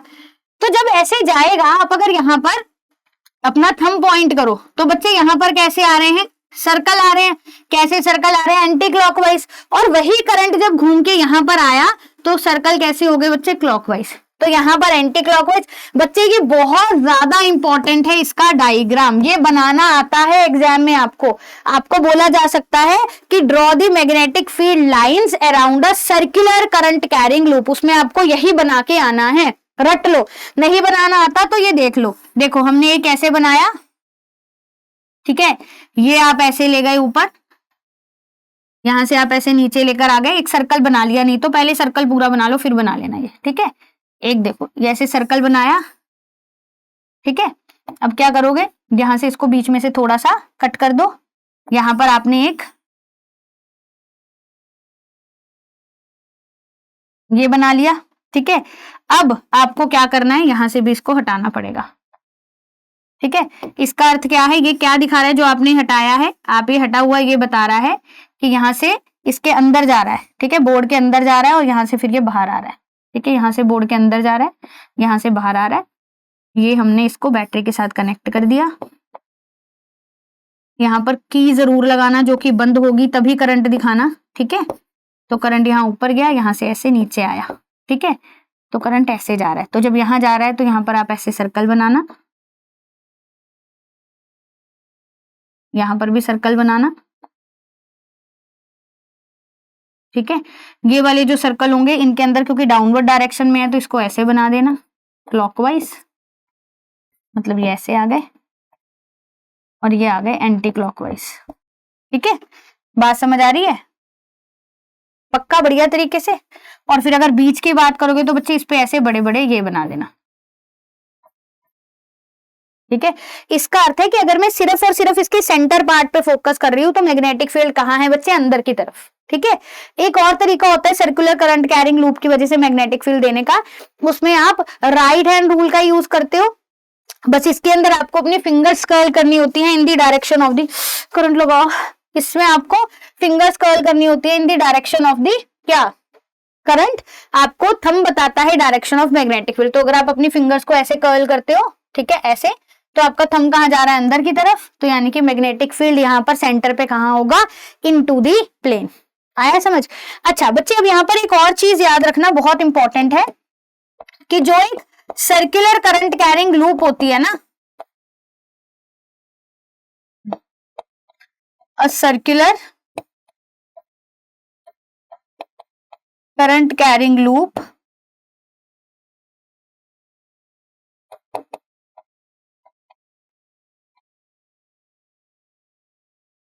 shows north and south polarity, ठीक है। नॉर्थ एंड साउथ पोलैरिटी दिखाती है वो। जैसे फॉर एग्जांपल बच्चे मैं कहूं कि इसमें करंट कैसे जा रहा है, क्लॉकवाइज। कैसे जा रहा है, क्लॉकवाइज। तो आपने अपनी फिंगर्स को कर्ल किया इन द डायरेक्शन ऑफ करंट, आपका थंब का जा रहा है अंदर। कौन से पोल में मैग्नेटिक फील्ड लाइंस अंदर जाती हैं, साउथ में, तो ये क्या बन गया यहाँ पर, साउथ पोल। ठीक है। अगर करंट जा रहा होता कैसा, एंटी क्लॉकवाइज, तो फील्ड लाइंस कहाँ आ रही हैं, बाहर। बाहर किस में आती हैं बच्चे, नॉर्थ में। ठीक है। तो clockwise behaves as the south pole and anti clockwise behaves as the north pole. क्यों होता है बच्चे ऐसा, जैसे मान लीजिए सर्कुलर करंट कैरिंग लूप है, मैं बोलूं कि इसमें करंट ना क्लॉकवाइज है, कैसा है, क्लॉकवाइज। तो जब आप अपनी तरफ से इसको देख रहे हो तो आपको क्या ये एंटी क्लॉकवाइज नहीं दिख रहा। तो मैं अगर कहूं कि क्लॉकवाइज है और साउथ पोल है, तो तुम यहां से देखोगे तो आपको क्या दिखेगा, नॉर्थ पोल। ठीक है। तो इट बिहेव्स एज अ, या it shows north and south polarity. समझ आया, बहुत ज्यादा इंपॉर्टेंट है ये, प्लीज इसको अच्छे से कीजिएगा। नेक्स्ट पे चलते हैं बच्चे, पहले magnetic field due to a solenoid बात करते हैं। तो बच्चे सोलेनॉइड क्या होता है, बहुत क्लोजली बाउंड कर रखा होता है कॉपर वायर को, बहुत क्लोजली ऐसे। ठीक है।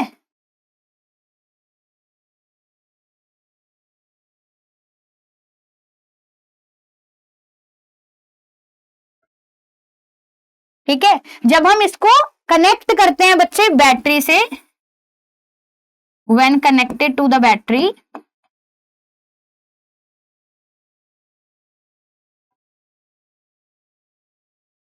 और current is passed through it,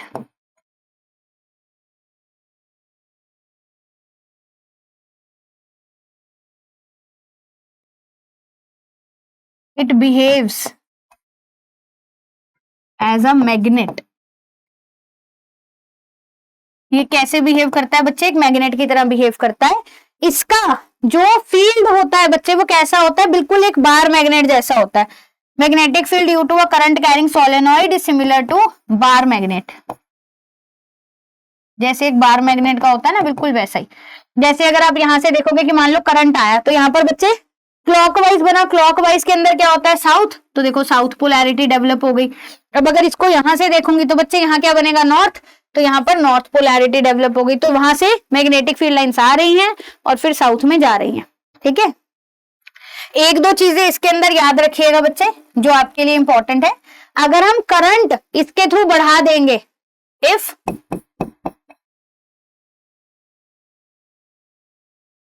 current flowing through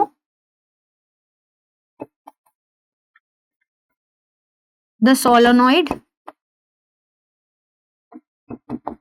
increases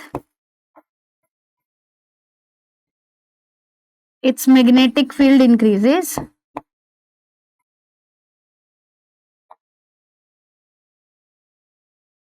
ठीक है, उसका मैग्नेटिक फील्ड क्या हो जाता है, इंक्रीज कर जाता है। इफ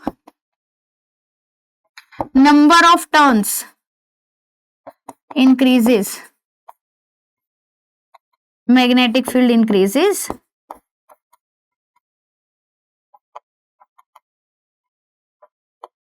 ठीक है बेटा।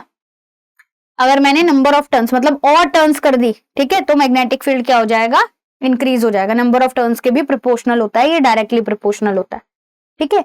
अगर मैं सोलेनॉइड के अंदर यहां पर कोई मैग्नेटिक मटेरियल भर देती हूं, मतलब मैंने यहां पर सॉफ्ट आयरन कोर डाल दिया या सॉफ्ट आयरन डाल दिया, ठीक है, तो उसकी वजह से भी इसका फील्ड क्या हो जाएगा, स्ट्रॉन्गर हो जाएगा। If the space between the solenoid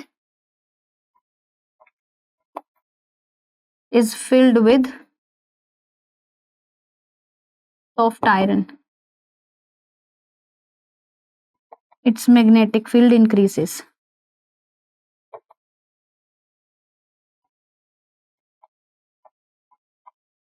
ठीक है।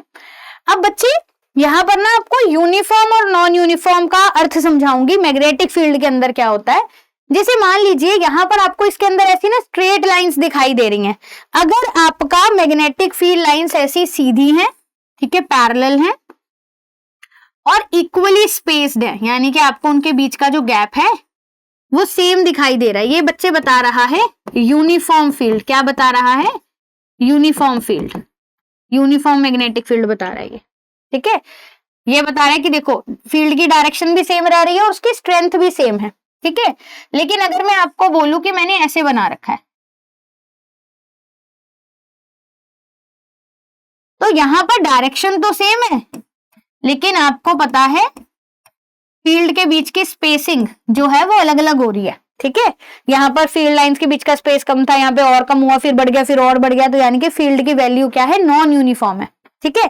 जैसे यहाँ पर अगर मैंने पॉइंट्स दे दिया आपको ए, बी और सी, आपसे पूछ लिया कि मैग्नेटिक फील्ड ए पर किसके बराबर है, मैग्नेटिक फील्ड एट बी किसके बराबर है, मैग्नेटिक फील्ड एट सी, तीनों पर बराबर होगा, यूनिफॉर्म है, ठीक है।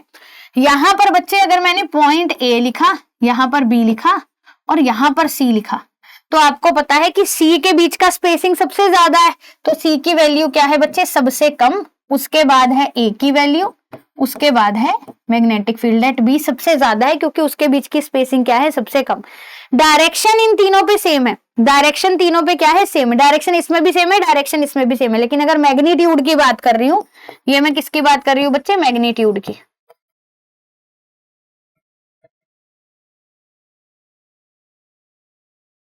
बोथ आर सेम,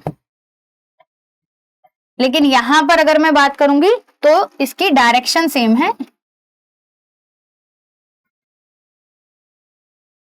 तीनों पॉइंट्स पे, लेकिन मैग्नीट्यूड क्या होगा, बी पर सबसे ज्यादा होगा। तो बच्चे अगर आप इसके अंदर मैग्नेटिक फील्ड की बात करते हो, तो यहाँ पर देखो मैग्नेटिक फील्ड लाइन जब बाहर निकली, अब कर्व हो गई ना, अब इस पॉइंट पे डायरेक्शन क्या है मैग्नेटिक फील्ड की, खुद से सोच के देखो, टेंजेंट ड्रॉ करके मिलेगी ना, तो यहाँ पर इधर होगी, यहाँ पर इधर होगी, यहाँ पर इधर होगी, तो क्या फील्ड की डायरेक्शन चेंज कर रही है, बिल्कुल कर रही है। तो क्या फील्ड नॉन यूनिफॉर्म हो गया सोलेनोइड के बाहर, बिल्कुल। लेकिन अगर मैं लॉन्ग सोलेनोइड की बात करती हूँ, लॉन्ग सोलेनोइड का मतलब हुआ कि उसके एंड्स आर वेरी लॉन्ग। अब लॉन्ग का मतलब ये नहीं कि यहां से लेकर 100 मीटर 200 मीटर आगे और बढ़ता जा रहा है। लॉन्ग सोलेनोइड का अर्थ होता है कि इसकी जो ये सर्कुलर वाली टर्न्स है ना, उसका रेडियस बहुत छोटा है as compare to the length of the solenoid. Long solenoid का मतलब समझो क्या होता है, लॉन्ग सोलेनोइड का मतलब होता है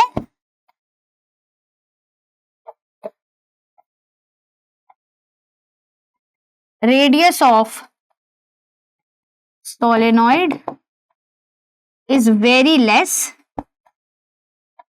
as compare to its length, उसको लॉन्ग सोलेनोइड बोलते हैं,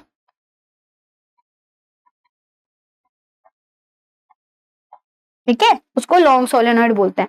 तो बच्चे अगर लॉन्ग सोलेनोइड की बात करो जिसमें इसका रेडियस मैं बहुत छोटा कर दूं तो लंबा हो जाएगा, तो उसके अंदर क्या मिल रही है आपको, अंदर तो स्ट्रेट लाइंस मिल रही है, अंदर क्या मिल रहा है, स्ट्रेट लाइंस मिल रहा है। तो स्ट्रेट लाइन का मतलब होता है इसके अंदर फील्ड क्या होगा, यूनिफॉर्म। तो inside a long solenoid field is uniform, यानी कि उसकी वैल्यू भी सेम होती है हर पॉइंट पर और उसकी डायरेक्शन भी सेम होती है, ठीक है। तो यूनिफॉर्म फील्ड का अर्थ समझ में आया पक्का, बढ़िया तरीके से। चले आगे। और जो ये सोलेनोइड होता है बच्चे, it behaves as a bar magnet. किसकी तरह बिहेव करता है ये, बार मैग्नेट की तरह। देखो इसका फील्ड और बार मैग्नेट का फील्ड कैसा आ रहा है, सेम। बार मैग्नेट का भी तो फील्ड लाइंस ऐसी बनाई थी ना जैसी इसकी बनाई है, ठीक है। बहुत इंपॉर्टेंट है, please give it a shot. इसका डायग्राम वगैरह चीजें बनाओ, समझो अच्छे तरीके से।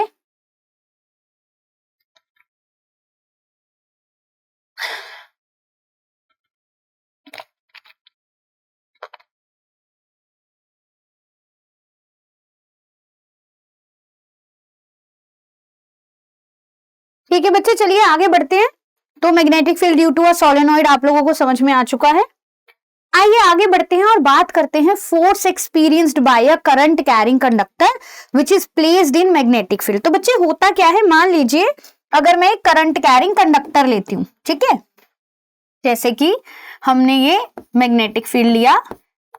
मैग्नेटिक फील्ड कहाँ है, इसका अर्थ है क्रॉस का अर्थ मैंने आपको बताया था अभी, क्या होता है कि magnetic field is into the plane, ठीक है। इसके अंदर बच्चे अगर हम एक करंट कैरिंग कंडक्टर को रखेंगे, जैसा कि मैंने यहां पर ऐसे एक करंट कैरिंग कंडक्टर दर्शाया, ठीक है, which is carrying current in the upward direction, ठीक है, तो ये देखा गया कि इसके ऊपर जो फोर्स ये एक्सपीरियंस करेगा, ठीक है, मैग्नेटिक फील्ड कहाँ है, अंदर की तरफ, करंट कहाँ है, अब मैग्नेटिक फील्ड अंदर की तरफ है, करंट अपवर्ड है, तो it will experience a force towards left. ये ऐसे फोर्स एक्सपीरियंस करेगा इधर की तरफ ऐसे, तो ये ऐसे हो जाएगा टेढ़ा, ठीक है, टेढ़ा हो जाएगा, एक्सपीरियंसेस फोर्स टुवर्ड्स लेफ्ट।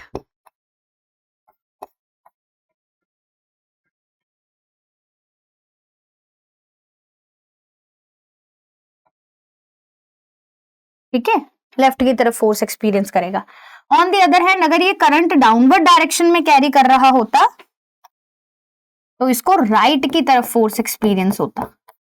वो फोर्स की डायरेक्शन में कैसे ज्ञात कर रही हूं मैं वो भी आपको अभी एक्सप्लेन करूंगी, बट उसके लिए आपको भी थोड़ा सा रुकना पड़ेगा, थोड़ा सा सब्र करना पड़ेगा, तब आपको बताया जाएगा। कोई भी चीज यहाँ पर छोड़ी नहीं जाएगी, चिंता ना कीजिए। Carrying current in the downward direction, इसको यहाँ पर हमने ऐसे बांध रखा है, ठीक है, करंट को, करंट कैरिंग कंडक्टर को ऐसे, तो क्योंकि ये राइट की तरफ लेफ्ट वो डिफ्लेक्ट होगा तो ये इसको ऐसे थोड़ा सा ये ऐसे मुड़ गया, ठीक है। एक्सपीरियंसेस अ फोर्स, इसको लेफ्ट की तरफ लगा था, इसको राइट की तरफ, experiences force towards left, sorry इस केस में राइट की तरफ, ठीक है। अब बच्चे इसको फोर्स एक्सपीरियंस ये कर क्यों रहा है, क्योंकि जब भी कोई चार्ज पार्टिकल किसी मैग्नेटिक फील्ड के थ्रू मूव करता है तो उसके ऊपर एक फोर्स लगता है। अब ये जो फोर्स इसको महसूस हो रहा है, क्योंकि करंट क्या है, मोशन ऑफ द चार्जेस, बस वो कंडक्टर के थ्रू मूव कर रहे हैं, तो इसलिए पूरा का पूरा कंडक्टर क्या कर रहा है, एक्सपीरियंस कर रहा है फोर्स, ठीक है। तो होता क्या है,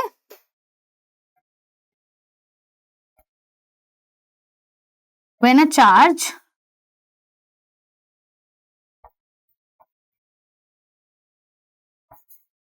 moves through magnetic field,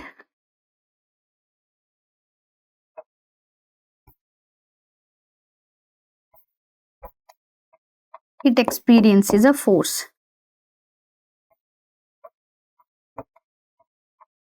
ठीक है। ये फोर्स कब कब वो एक्सपीरियंस नहीं करता वो भी याद रखिएगा, when it moves in the direction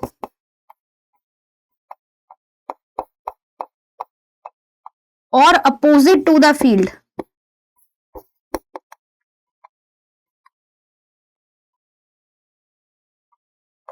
no force, उसके ऊपर कोई फोर्स नहीं लगता, ठीक है। बाकी किसी भी जैसे भी मूव करेगा, चाहे परपेंडिकुलर मूव करे, जैसे भी मूव करे किसी एंगल पर, it will experience a force. So when a charge moves through the magnetic field it experiences a force, ठीक है। A current is the flow of charge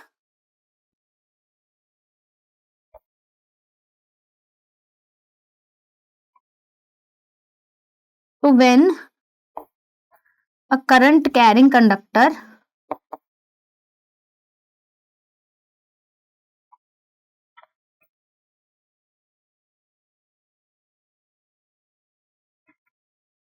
is placed in magnetic field,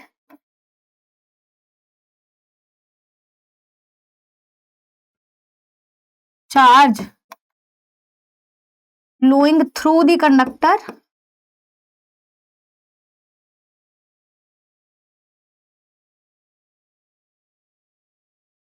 experience the force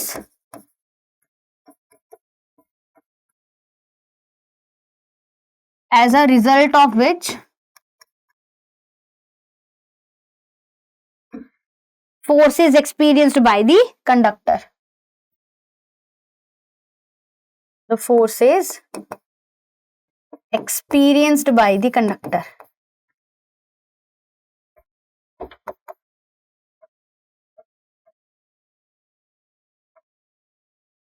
ठीक है, force is experienced by the conductor. तो जब भी आप एक current carrying conductor को मैग्नेटिक फील्ड में रखते हो तो वो मैग्नेटिक फील्ड उसके ऊपर क्या करता है, एक फोर्स लगाता है, ठीक है। और वो फोर्स क्यों लगा रहा है, क्योंकि जब उसमें से करंट फ्लो कर रहा है बच्चे, तो current is the flow of charge, तो यानी कि वो सारे के सारे चार्जेस जो है वो फोर्स फील कर रहे हैं, जिसकी वजह से कंडक्टर फोर्स एक्सपीरियंस कर रहा है। बात समझ में आई, पक्का, बढ़िया तरीके से। अब बच्चे जैसे हमने स्ट्रेंथ की बात की पीछे हर जगह पर, यहां पर भी अगर मैं स्ट्रेंथ की बात करती हूं, स्ट्रेंथ ऑफ फोर्स जो वो एक्सपीरियंस करेगा, ठीक है, अगर मैं कंडक्टर के थ्रू करंट को बढ़ा दूंगी, ठीक है, तो वो फोर्स क्या हो जाएगा, बढ़ जाएगा। If the current flowing through the conductor increases,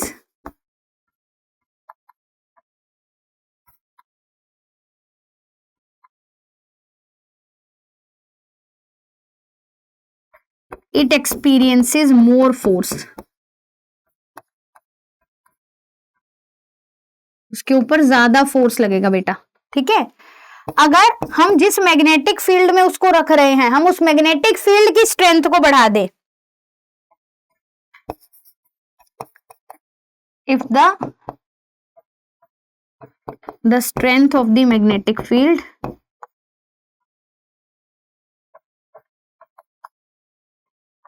in which the conductor is placed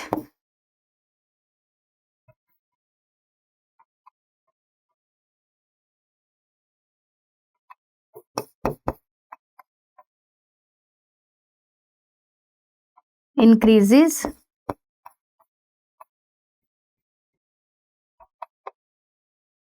force experienced by the conductor increases,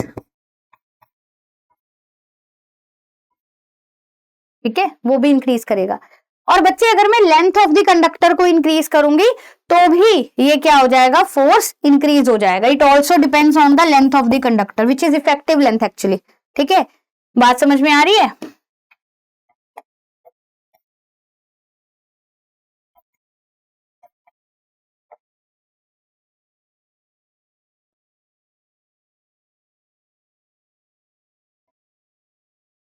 force increases, तो यहाँ पर ना कहीं पर भी हमें फॉर्मूलाज के बारे में बात नहीं करनी, एक्चुअल फॉर्मूला इसका क्या होता है you will get to know when you will reach in class 12 when you will talk about these things in detail, वहां पर हम फॉर्मूलाज की बात करते हैं। यहाँ पर कहीं पर भी हमें फॉर्मूले का जिक्र नहीं करना, बस हमें फिर भी सिर्फ ये बताना है कि उसकी स्ट्रेंथ। तो इस चैप्टर में ना आपको या तो डायरेक्शंस पूछी जाएंगी चीजों की, या फिर आपको पूछा जाएगा ऐसे कि मान लो एक करंट कैरिंग कंडक्टर है, उसको मैग्नेटिक फील्ड में रखा गया है, अब उसके थ्रू करंट को बढ़ा दिया, तो what will happen to the force experienced by the conductor. तो सिंपल, आपको इसके बच्चे आपको लॉन्ग में आंसर्स आने के, लॉन्ग आंसर टाइप क्वेश्चन में इस चैप्टर का क्वेश्चन आने के चांसेस बहुत कम होते हैं।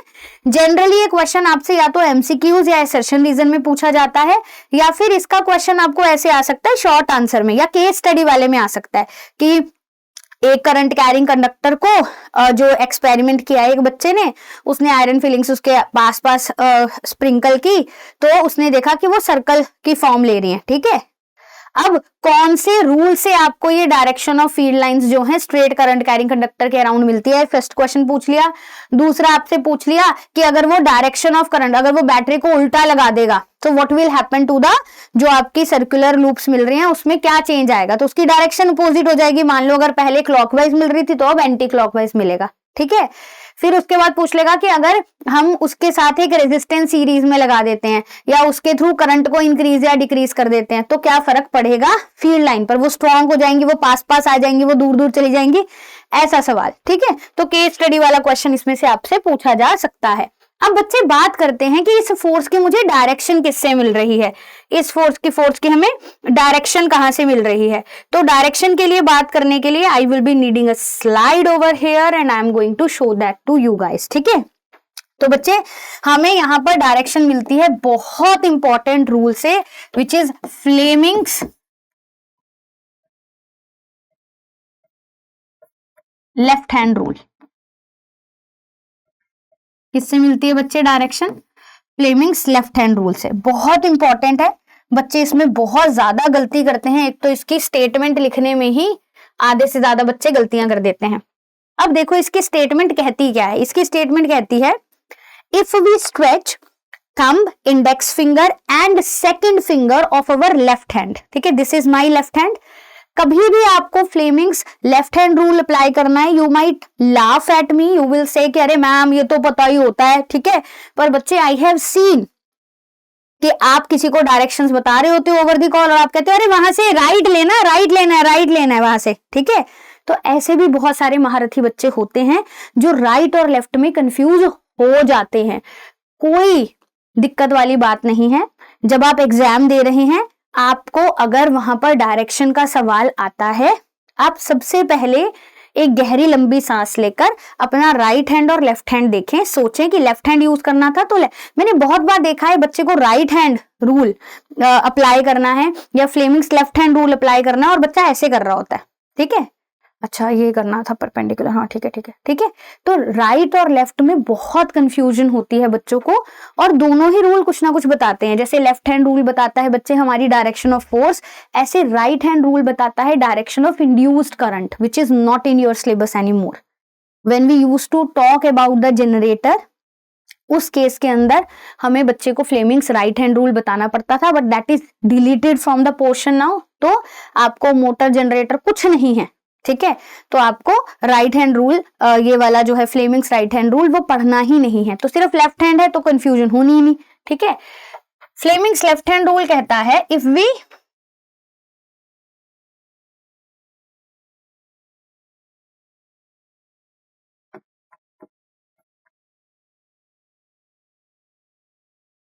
We stretch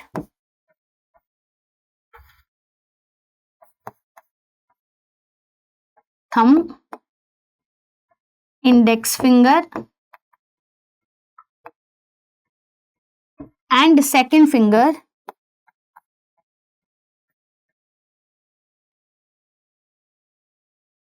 of our left hand such that index finger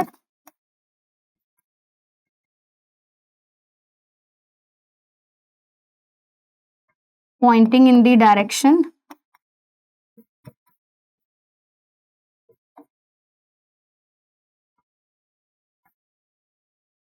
magnetic field,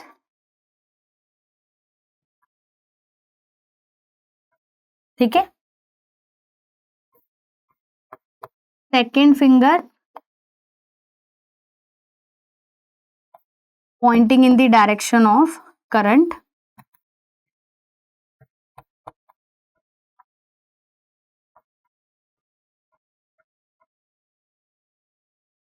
अब करंट क्या था हमारा, फ्लो ऑफ पॉजिटिव चार्ज, तो इसको ब्रैकेट में अपने लिए लिख लो, एग्जाम में अगर नहीं भी लिख के आओगे ये वाली लाइन तो चलेगा। क्यों लिखवा रही हूं वो भी समझाती हूं। Then the direction in which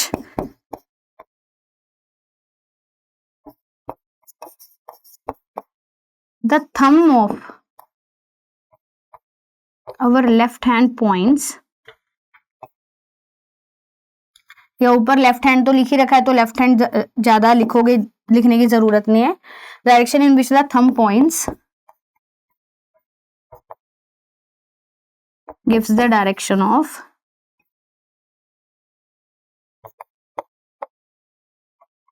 force. अब बच्चा पता है इसको क्या लिख कर आता है,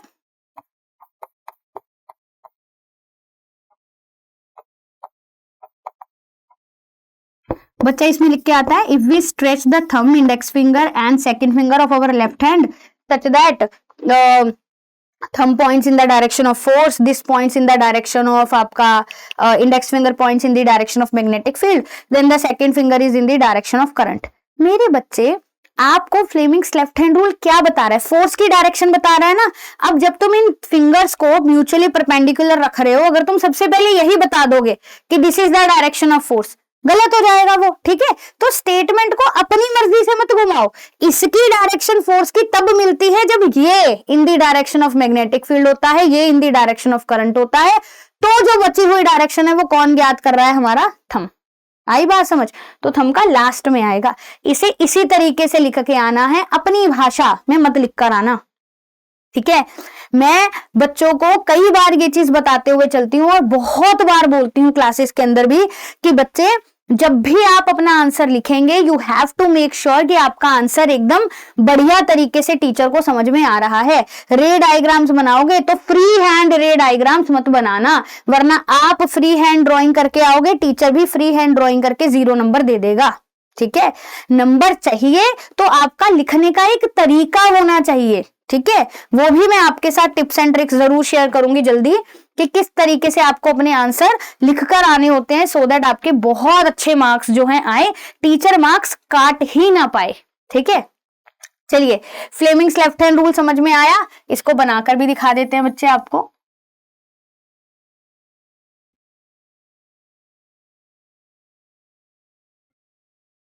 मैडम क्या हमें भी ये बना के आना है? बेटा आपकी मर्जी है।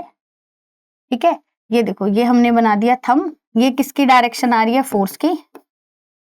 ये किसकी डायरेक्शन आ रही है बच्चे? मैग्नेटिक फील्ड की। तो ये किसकी डायरेक्शन आती है? आपकी करंट की। ठीक है, आया समझ? पक्का बढ़िया तरीके से। अच्छा, इसके अलावा एक और हमारे पास रूल होता है जिसको बोलते हैं, ये एक्स्ट्रा है, ये आपको पूछा नहीं जाएगा, extra rule, right hand palm rule.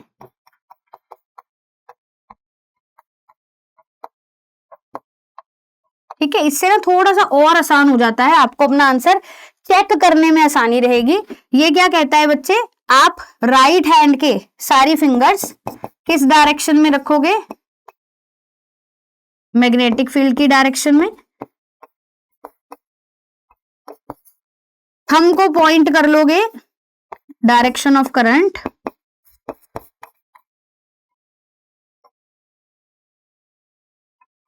तो आपका जो पाम होगा, पाम क्या होता है? ये हिस्सा, ये पाम है आपका। ठीक है, ये बताएगा आपको डायरेक्शन ऑफ फोर्स। ठीक है, बड़े ही आसानी से आप इन्हें अप्लाई कर सकते हो, बहुत आसानी से। ठीक है, जैसे चलिए 2-4 क्वेश्चंस इसके बेटा करके देखते हैं। ठीक है, क्वेश्चंस करेंगे तभी हमारा इसका कॉन्फिडेंस जो है आपको आएगा। ठीक है, मान लेते हैं मेरे बच्चे, ये आपको दिया मैग्नेटिक फील्ड कहाँ है? Into the plane. Magnetic field कहाँ है? Into the plane.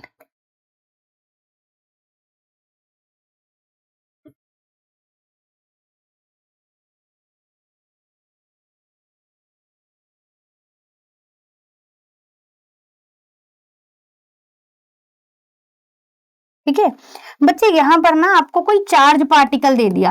ठीक है, मान लेते हैं अल्फा पार्टिकल दे दिया, यहां पर ये पार्टिकल दे दिया, बोला अल्फा पार्टिकल है। ठीक है, ये क्या है? Alpha particle.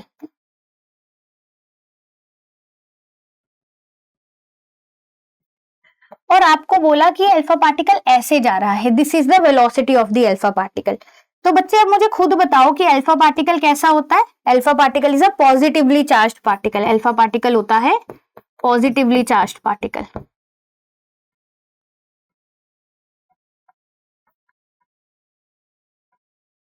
That is He2+, He2+। ठीक है, वो अल्फा पार्टिकल हुआ। अगर alpha particle positively charged particle है तो ये जिस डायरेक्शन में जा रहा है उसी डायरेक्शन में क्या हो गया? करंट हो गया। ठीक है, अब आपको बताना है कि इसके ऊपर फोर्स किस डायरेक्शन में लगेगा, तो हम बताने वाले हैं फ्लेमिंग्स लेफ्ट हैंड रूल से। आई रिक्वेस्ट यू गाइस कि जितने भी बच्चे अभी ये वीडियो देख रहे हैं, बेटा प्लीज आप वीडियो में मेरे साथ ही जब रूल अप्लाई करके देखेंगे आपको क्रिस्टल क्लियर हो जाएगा पूरा का पूरा टॉपिक। तो हमें क्या करना है? As per Fleming's left hand rule, you need to point your index finger in the direction of the magnetic field. ठीक है, चलो नोटबुक पे बनाओ और मैग्नेटिक फील्ड के अंदर ऐसे अंदर की तरफ जा रही है मैग्नेटिक फील्ड। ठीक है, अच्छा अब बच्चे आपका डायरेक्शन ऑफ करंट क्या होगा? Direction of alpha particle. क्यों भाई? क्योंकि आपको पता है डायरेक्शन ऑफ करंट जो है that is the flow of positive charge. तो पॉजिटिव चार्ज जिस डायरेक्शन में जा रहा है उसी डायरेक्शन में क्या है? करंट। अब बच्चे मेरा थंब कहां आ रहा है? अपवर्ड डायरेक्शन में।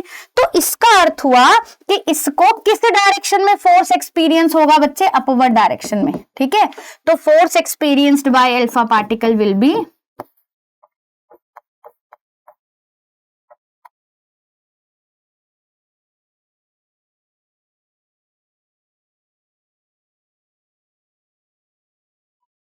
अपवर्ड। ठीक है, कहां लगेगा? अपवर्ड डायरेक्शन में लगेगा, जो यहाँ पर हमने इसको दिखा दिया। ठीक है, चल और क्वेश्चंस करके देखते हैं। इसको डब्बे में बंद कर रही हूं मैं, इसको डब्बे में बंद कर रही हूँ ताकि आपको बढ़िया तरीके से एक एक सवाल जो है यहाँ पर समझ में आता रहे। ठीक है, ये मान लीजिए हमने फर्स्ट एग्जाम्पल, फर्स्ट क्वेश्चन हमने डिस्कस किया। ठीक है, चल दूसरा क्वेश्चन लेकर देखते हैं। ठीक है, क्वेश्चन 2 ले लिया बच्चे। मैग्नेटिक फील्ड ना मेरा इस डायरेक्शन में, मैग्नेटिक फील्ड कहाँ है, इस डायरेक्शन में। ठीक है, ऐसे मैंने बोला कि मैंने एक इलेक्ट्रॉन को ऐसे फेंका, एक इलेक्ट्रॉन जो है वो ऐसे मूव कर रहा है। ई क्या दिया है बच्चे यहां पर, इलेक्ट्रॉन। आपको बताना है इस इलेक्ट्रॉन के ऊपर फोर्स कहां लगेगा। वीडियो को पॉज कर सकते हैं, सोच सकते हैं इसके बारे में, कोई जल्दबाजी नहीं है। आपका अभी केमिस्ट्री बचा है, अभी आपका बायो बचा है, अभी आपका मैथ्स के पेपर के भी आपकी तैयारी पूरी नहीं हुई है, आपको इंग्लिश भी पढ़नी है, आपको हिंदी भी पढ़ना है। जब भी कोई सब्जेक्ट पढ़ रहे हैं पूर्णतः उसमें डूब के उसको पढ़िए। जब बच्चे मैं ये चैप्टर रिकॉर्ड करती हूँ, जैसे फॉर एग्जाम्पल मैंने आप लोगों के लिए आज ये चैप्टर लेकर आई, तो अगर हम कोई एक चीज पढ़ते हुए बाकी चीजों के बारे में सोचते जा रहे हैं ना बेटा, तो ना तो हम वो ध्यान से पढ़ रहे हैं जो पढ़ रहे हैं, ठीक है, और ना ही हम वो सीख पा रहे हैं जो हमें नहीं आता। तो अगर आप कोई वीडियो 2 घंटे की देख रहे हैं, 1 घंटे की देख रहे हैं, बेटा चाहे आधे घंटे की वीडियो देखें, बट मेक श्योर कि जब आप उसे देख रहे हैं तो पूर्ण तरीके से आपका दिमाग जो है ना वो उसको पढ़ने में होना चाहिए। अगर आप उस समय ये सोचते रहेंगे कि मुझे और सब्जेक्ट्स में भी पढ़ना है, अरे जल्दी हो जाए जल्दी हो जाए, तो बच्चे वो फिर आपकी पढ़ाई जो है उससे कोई रिजल्ट आपको नहीं मिल रहा। क्यों? क्योंकि जो आउटपुट उसकी आनी चाहिए, जो आपको उससे मिलना चाहिए एंड रिजल्ट, वो आ ही नहीं पाएगा, क्योंकि आपका दिमाग उसको पढ़ने में है ही नहीं। ठीक है, तो ये छोटी छोटी सी चीजों मैं हमेशा बच्चों को बोलते हुए चलती हूँ, जो पढ़ रहे हो अच्छे से पढ़ो, दूसरे टॉपिक को जब शुरू करोगे उसको अच्छे से पढ़ना। ये आपके माइंड में अच्छे से जा चुका होगा, रच बस चुका होगा, तभी बचेगा जब आपने इसको टाइम दिया होगा। ठीक है, चलिए इलेक्ट्रॉन मूव कर रहा है। अब इलेक्ट्रॉन के बारे में सबको पता है, इसके ऊपर क्या होता है बालक, नेगेटिव चार्ज होता है ना। तो अगर इलेक्ट्रॉन अपवर्ड डायरेक्शन में जा रहा है तो करंट कहां होगा बेटा, डाउनवर्ड होगा। करंट कहां होगा, डाउनवर्ड होगा, यानी कि इसके अपोजिट होगा। तो क्या मैं इसको डॉट लाइन से नीचे की तरफ ऐसे दिखा सकती हूँ कि ये करंट की डायरेक्शन हो गई। ठीक है, देख मैग्नेटिक फील्ड ये था, ये क्या है आपका मैग्नेटिक फील्ड इस डायरेक्शन में, ये बता रहा है ना मैग्नेटिक फील्ड की डायरेक्शन, पता चला। करंट डाउनवर्ड डायरेक्शन में है, तो बच्चे फोर्स कहां लग रहा है, बाहर की तरफ। फोर्स कहां लग रहा है, बाहर की तरफ। तो यानी कि मैं यहां पर क्रॉस के माध्यम से मैं क्रॉस लगा दूंगी अगर इसके ऊपर, तो क्रॉस का मतलब क्या हो गया, फोर्स कहां है, बाहर की तरफ। तो क्रॉस हो गई बच्चे हमारी डायरेक्शन ऑफ फोर्स, जिसको मैं आउट ऑफ द प्लेन लिखूंगी, या फिर क्वेश्चन में लिखूंगी कि अगर out of the plane is not an option तो हम उसको लिख देंगे अपवर्ड। क्या लिख देंगे, अपवर्ड। ठीक है, बात समझ आया, अपवर्ड। खुद सोचना कि अगर ये ऐसे ना बन के ऐसे बन रखा होता तो ये फोर्स कहां हो जाता, अपवर्ड डायरेक्शन में हो जाता। ठीक है, ये चीज क्लियर हुई। तो हमें ये देखना होता है कि हमें एग्जाम में क्या गिवन है, ऑप्शंस के अंदर हमें क्या गिवन हो रहा है। पक्का समझ में आया, पक्का अच्छे तरीके से बेटा। चल अगला क्वेश्चन करते हैं। मैग्नेटिक फील्ड बच्चे तुझे दे रखा है ऐसे, डॉट का मतलब सबको पता है कहां है, out of the plane. Magnetic field कहां है, आउट ऑफ द प्लेन।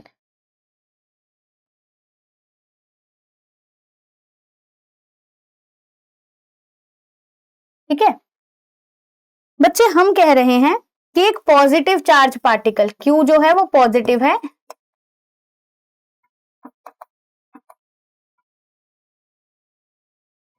वो ऐसे जा रहा है। ठीक है, कैसे जा रहा है, ऐसे। Q पॉजिटिव जा रहा है तो इसकी डायरेक्शन में क्या हो जाएगा, करंट की डायरेक्शन। करंट की डायरेक्शन क्या रहेगी, सेम सेम रहेगी करंट की डायरेक्शन। ठीक है बेटा, तो करंट की डायरेक्शन हो गई ये। अब देख मैग्नेटिक फील्ड कहां है, बाहर की तरफ, बाहर की तरफ पॉइंट कर दिया। ये कैसे मूव कर रहा है, ऐसे। अब बच्चे आप अपना थंब देखो, थंब कहां जा रहा है, डाउनवर्ड डायरेक्शन में। कहां जा रहा है, डाउनवर्ड डायरेक्शन में। ये देखो ये मैग्नेटिक फील्ड की डायरेक्शन हो गई, ये हो गई हमारी डायरेक्शन ऑफ करंट, तो थंब कहाँ पॉइंट कर रहा है, डाउनवर्ड डायरेक्शन, ठीक है, नीचे की तरफ।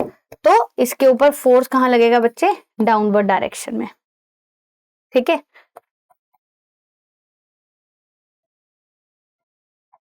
अच्छा, इसी क्वेश्चन में बोल दिया जाता कि अगर मान लो इस पॉजिटिव चार्ज की जगह इलेक्ट्रॉन मूव कर रहा होता तो बच्चे फोर्स कहाँ हो जाता, अपवर्ड हो जाता, ठीक है, फोर्स कहाँ हो जाता, अपवर्ड हो जाता।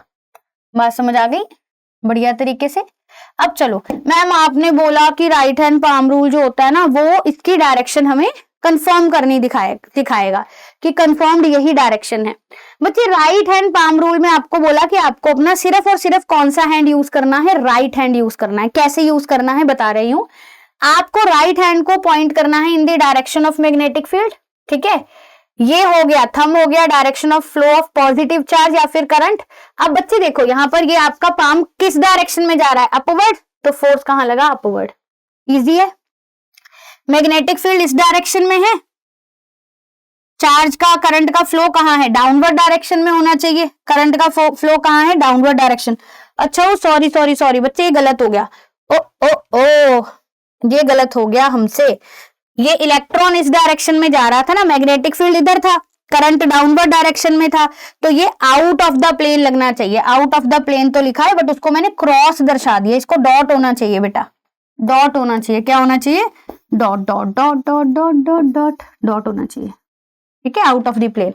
देखो मैग्नेटिक फील्ड इस डायरेक्शन में, डाउनवर्ड डायरेक्शन में करंट, तो मेरी जो ये पाम है ये आपको बाहर आती हुई दिख रही है ना, बाहर, तो आउट ऑफ द प्लेन, ठीक है। चलो यहां पर बात करते हैं, मैग्नेटिक फील्ड कहां है बच्चे, बाहर की तरफ, ये रही मेरी फिंगर्स पॉइंट कर रही हैं इन the direction of magnetic field. अच्छा, और direction of flow of charge particle कहां है बच्चे, ऐसे इधर की तरफ, ठीक है। ये मैग्नेटिक फील्ड की डायरेक्शन बाहर की तरफ, ये direction of motion of positive charge, तो ये क्या हो गया, डाउनवर्ड डायरेक्शन में। तो डाउनवर्ड डायरेक्शन में क्या लगा, फोर्स। तो आप लेफ्ट हैंड रूल से निकाल सकते हैं और राइट हैंड रूल से उसको वेरीफाई कर सकते हैं। और ऐसा नहीं है कि आप राइट हैंड रूल से निकाल नहीं सकते, आप निकाल सकते हैं, बट एग्जाम में अगर आपको पूछा जाए कि which rule gives the direction of आपका force experienced by a current carrying conductor when it is placed in magnetic field, तो आप फ्लेमिंग्स लेफ्ट हैंड रूल ही लिख के आएंगे। आया समझ। चलिए आगे बढ़ते हैं बच्चे, डोमेस्टिक इलेक्ट्रिकल सर्किट्स के बारे में पढ़ते हैं। आप सबको पता है कि हमारे घरों पर जो इलेक्ट्रिसिटी आ रही है, ठीक है, हमारे घरों पर मेन ट्रांसफार्मर से जो इलेक्ट्रिसिटी आती है हमारे घर में मीटर में आती है, फिर मीटर के थ्रू उसको डिफरेंट हमारे घर के जो रूम्स है उनके अंदर कनेक्शंस दिया जाता है, ठीक है। तो कनेक्शन कैसे दिए जाते हैं बच्चे, पैरेलल में कनेक्शन दिए जाते हैं, ठीक है। पैरेलल में क्यों कनेक्ट किया जाता है, दिस इज रिलेटेड टू आपका इलेक्ट्रिसिटी वाला चैप्टर, ठीक है, कि पैरेलल में क्यों कनेक्ट किया जाता है। पैरेलल में इसलिए कनेक्ट किया जाता है क्योंकि पैरेलल में वोल्टेज क्या रहती है बेटा, सेम रहती है, वोल्टेज रिमेन्स द सेम, ठीक है। तो आपके घरों में जो भी अप्लायंसेस लगे हैं बच्चे, सबको क्या चाहिए, सेम वोल्टेज चाहिए स्टार्ट होने के लिए, ठीक है। सबकी जो वोल्टेज होती है, कितनी वोल्टेज पे स्टार्ट होगा या कितनी वोल्टेज पे काम करना स्टार्ट करेगा, वो होती है उसकी पावर रेटिंग पर डिपेंड करता है। तो वोल्टेज सबको क्या चाहिए होती है, सेम, तो सबको सेम वोल्टेज मिल जाएगी अगर पैरेलल में लगे होंगे।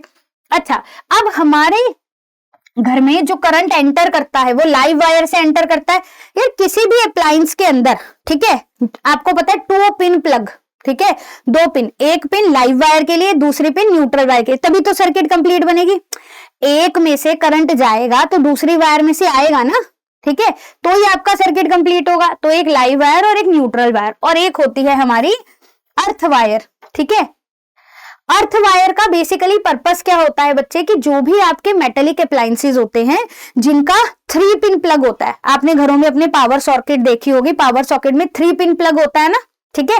तो जिसमें 3 पिन प्लग होता है, तो जो लंबी वाली वायर होती है, जैसे मान लो ये 3 पिन प्लग है, तो वो वाली वायर जो इसके अंदर जाएगी, जैसे ऐसे हुआ ना, ये ऐसा आ गया, नीचे आके ऐसे ट्रायंगल सा नहीं बना हुआ होता, इधर है, फिर ये है और ये है, ठीक है।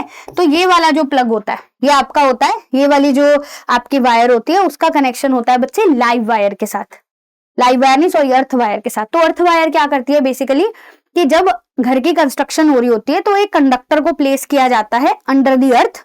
उस कंडक्टर के थ्रू जो कनेक्शन दिया जाता है घर में बाकी सारे कनेक्शंस में, वो होता है लाइव वायर के लिए, उसके लिए कनेक्शन अर्थ वायर के लिए। अर्थ वायर के लिए क्या होता है बच्चे, होता क्या है कि जैसे आप मेटेलिक अप्लायंस जो यूज कर रहे हो, ठीक है, अब अगर उस मेटेलिक अप्लायंस की बॉडी में करंट आ गया, ठीक है, तो अर्थ वायर के थ्रू वो क्या हो जाएगा बच्चे, अर्थ पर पहुंच जाएगा, आपको नुकसान नहीं होगा। तो घर में अर्थिंग होना, हम कहते हैं ना घर की अर्थिंग जो है वो खराब हो रखी है अगर, या आप घर में किसी चीज को ऐसे टच करते हो तो आपको हर जगह से करंट लग रहा है, ठीक है, तो कहते हैं आपने इलेक्ट्रिशियन को बुलाकर दिखाया और उसने बोला कि अर्थ वायर का थोड़ा सा दिक्कत आ रही है, हमें ठीक करना पड़ेगा, ठीक है। अच्छा, अब इनकी वायर्स की ना कोटिंग होती है, जैसे अगर लाइव वायर है, लाइव वायर को कोटिंग दी जाती है रेड कलर की, जो आपकी न्यूट्रल वायर होती है उसकी जनरल कोटिंग जो होती है वो ब्लैक कलर की होती है, और अर्थ वायर की कोटिंग ग्रीन कलर की रहती है। इनको कलर कोडिंग देने का या कोटिंग करने का इनके ऊपर कारण ये होता है सो दैट जो आपके इलेक्ट्रिशियन आ रहे हैं, ऑल्दो वो चेक कर करके देखते हैं कि अच्छा इस वायर में करंट है कि नहीं है, करंट है कि नहीं है, that is for the safety purpose, ठीक है, कि कोटिंग अगर होगी they will get to know about okay these are the wires, उससे आपको चीजें जो है सही तरीके से समझने में आसानी मिलती है, ठीक है, कि ये कनेक्शंस है। दूसरी चीज बच्चे कि जैसे अभी हम मेन फ्यूज वगैरह के बारे में भी बात करेंगे। अब इसके अंदर क्या होता है कि आपके सारे के सारे अप्लायंसेस कैसे हैं, पैरेलल में लगे हैं। तो सबसे पहला तो क्वेश्चन ये पूछा जाता है कि why all the appliances are connected in parallel, ताकि सबको जो है वो क्या मिले, सेम वोल्टेज मिले। और दूसरा रीजन पैरेलल में कनेक्ट करने का ये होता है कि अगर एक अप्लायंस खराब हो गया तो उससे बाकी अप्लायंसेस की वर्किंग पर कोई इंपैक्ट नहीं आएगा। मान लीजिए मैं कहूं आपके पास सीरीज के अंदर बल्ब कनेक्ट कर रखे हैं, आपने सीरीज में बल्ब कनेक्ट कर रखे हैं, ठीक है बच्चे, ये वाला बल्ब जो था ये फ्यूज हो गया तो ये वाले दोनों बल्ब भी नहीं जगेंगे, ठीक है। घर में जब दिवाली आती है तो वो लड़ियां लगाते हो ना, ठीक है, तो वो जो लड़ियां होती हैं वो basically series connection of bulb होता है ना।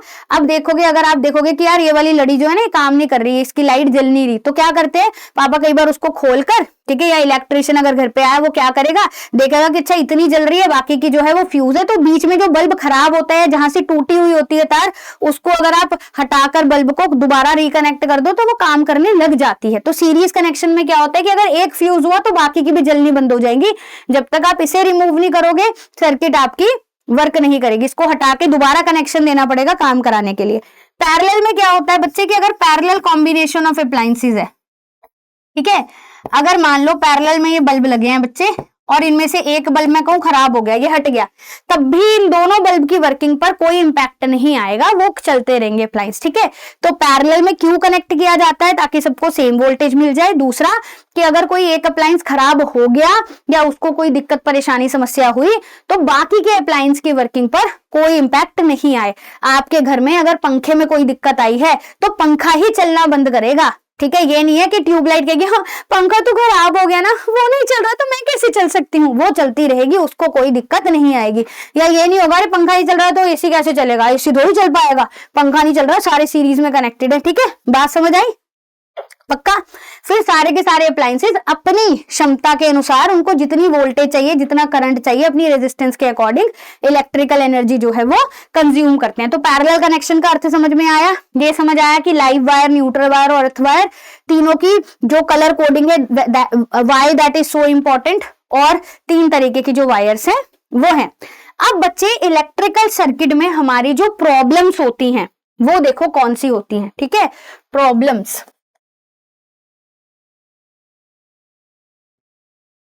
इन इलेक्ट्रिकल सर्किट, जो हमारे घर में इलेक्ट्रिकल सर्किट है उसमें ये 2 प्रकार की प्रॉब्लम होती है, इसके नाम बहुत तुमने सुने होंगे, ठीक है। ये होता है बेटा शॉर्ट सर्किटिंग, शॉर्ट सर्किट, ठीक है, इसको बोलते हैं बेटा ओवरलोडिंग, इसको क्या बोलते हैं, ओवरलोडिंग, देखने से ही समझ आ रहा होगा, ठीक है। अब ये होता क्या है, क्यों है, कैसे है, वो समझो। आपने बहुत बार सुना होगा यार शॉर्ट सर्किट हो जाएगा, यार ऐसे मत चलाओ इसको, शॉर्ट सर्किट हो जाएगा, ठीक है। शॉर्ट सर्किट का मतलब क्या है, देखो मान लो मेरे बच्चे कि ये लाइव वायर थी, देखो मैंने बोला ना रेड कलर की वायर क्या है, लाइव वायर, ये लाइव वायर थी और ये न्यूट्रल वायर थी, ठीक है। अब बच्चे अगर तुम्हारे घर में कभी इलेक्ट्रिशियन ने आके इलेक्ट्रिसिटी का काम किया हो तो तुमने देखा होगा कि जब वो आपका वो क्या कहते हैं बोर्ड, इलेक्ट्रिक बोर्ड जो लगा होता है कमरों में, उसको अगर खोलेगा, मान लो पंखे में कोई दिक्कत आ रही थी या उनको कोई कनेक्शन चेक करना था, उन्होंने वो खोला, यार उसके अंदर तुम्हें क्या ऐसा दिखता है एक लाइन पूरी, जितना सुंदर डायग्राम मैंने यहाँ पर ये बना रखा है, क्या तुम्हें ऐसे दिखते हैं क्या कनेक्शन कि लाइव वायर ऐसे सीधी सीधी जा रही है और एकदम एकदम ऐसे सीधी हो रखी है जैसे प्रेस कर रखा हो उसको है, और नीचे एकदम न्यूट्रल वायर जा रही थी, कह रही थी हाय मैं न्यूट्रल वायर, हाँ हाँ हमारा रास्ता एकदम साफ है। बच्चे जब आप उसको देखोगे ना, बोर्ड खुल रखा होगा, आपको उसके अंदर ना एक जाला टाइप दिखाई देगा, ऐसे जंजाल सा बना हुआ है वायर्स का, ये वायर इधर से आ रही है, इधर से आ रही है, इधर से आ रही है, बस ये दिख रहा है कि उनका रंग अलग अलग है, ठीक है। तो वायर्स का बेसिकली गुच्छा सा बना हुआ है। मान लो अगर वायर्स के ऊपर की थोड़ी सी कोटिंग जो है वो हटती है, ठीक है, तो उसमें क्या बन रखा होता है, आलजन जाल सा बन रखा होता है, तो वायर एक दूसरे के ऊपर ऐसे चढ़ी हुई है, ठीक है। अच्छा अब होता क्या है बच्चे, मान लीजिए उनकी जो कोटिंग है, जो हम कह रहे हैं कि वायर्स के ऊपर रबड़ की कोटिंग होती है, वो कोटिंग फटी हुई है या कटी फटी हुई है, तो क्या होगा, जैसे ही ये दो वायर्स आपस में कांटेक्ट में आएंगी, तो बच्चे इसी को ही क्या कहते हैं, शॉर्ट सर्किट बोलते हैं, वायर का कांटेक्ट में आना। अब हुआ क्या, मान लो इसको सरल तरीके से बना के दिखाने की कोशिश करती हूँ कि ये मेरी थी लाइव वायर, ठीक है, और यहां पर ये लाइव वायर ऐसे गई, ठीक है, और ये लगा हुआ था बल्ब, ठीक है, और फिर इसके बाद ये ऐसे करके यहां से आ रहा था ये न्यूट्रल वायर, ठीक है, यहां से करंट जा रहा था बेटा बल्ब को ग्लो करता हुआ, बल्ब को ग्लो करता हुआ क्या कर रहा था, यहां से वापस आ रहा था ऐसे, ठीक है, करंट यहां से जा रहा था। मैडम यहाँ पे तो पीछे सर्किट आपने कंप्लीट ही नहीं करी, ये करंट कैसे आया, बच्चे एज्यूम करके बता रही हूँ, ऑब्वियस सी बात है, हवा में से करंट नहीं आ गया होगा, यहाँ पर आगे इलेक्ट्रिकल सर्किट पूरी कंप्लीट होगी, ठीक है। भावनाओं को समझो, मेरे को सिर्फ अभी आपको इसको समझाना है, ठीक है। यहां से करंट आया, इसको ग्लो कराया, यहां से करंट निकल गया, ठीक है। अच्छा पहले जब करंट यहां से आ रहा था और यहां से इसको ग्लो करा के जा रहा था, ठीक है, बल्ब की रेजिस्टेंस मिल रही थी ना करंट को फ्लो करने के लिए, तो करंट की वैल्यू क्या थी, कम। अब अगर मैं बोलूं कि बच्चे ये दोनों आपस में मिल गई, ये दोनों आपस में मिल गई, यहां पर ऐसे ये पॉइंट और ये पॉइंट मिल गया, जैसे कि जो आप यहां दिखा रहे हो। अब बच्चे सर्किट को कंप्लीट पाथ मिल गया ना, देखो सर्किट को कंप्लीट पाथ मिल गया बिना बल्ब के, अभी भी तो सर्किट कंप्लीट हो गई। देख अब करंट कैसे जाएगा बेटा, यहां से निकला, इधर से गया और यहां से होते हुए चला गया, ठीक है। ड्यूरिंग शॉर्ट सर्किट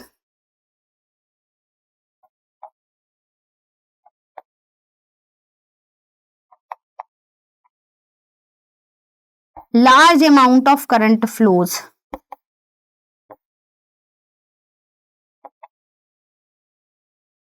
ठीक है, large amount of current flow कर रहा है, क्यों, क्योंकि पहले तो बल्ब की वजह से करंट की वैल्यू कम थी, ठीक है। अब सीधा वायर्स जब आपस में कांटेक्ट में आ गई, तो बच्चे वायर्स ने क्या दे दिया, जीरो रेजिस्टेंस बार दे दिया, तो एकदम करंट की वैल्यू क्या हो गई, बढ़ गई, ठीक है।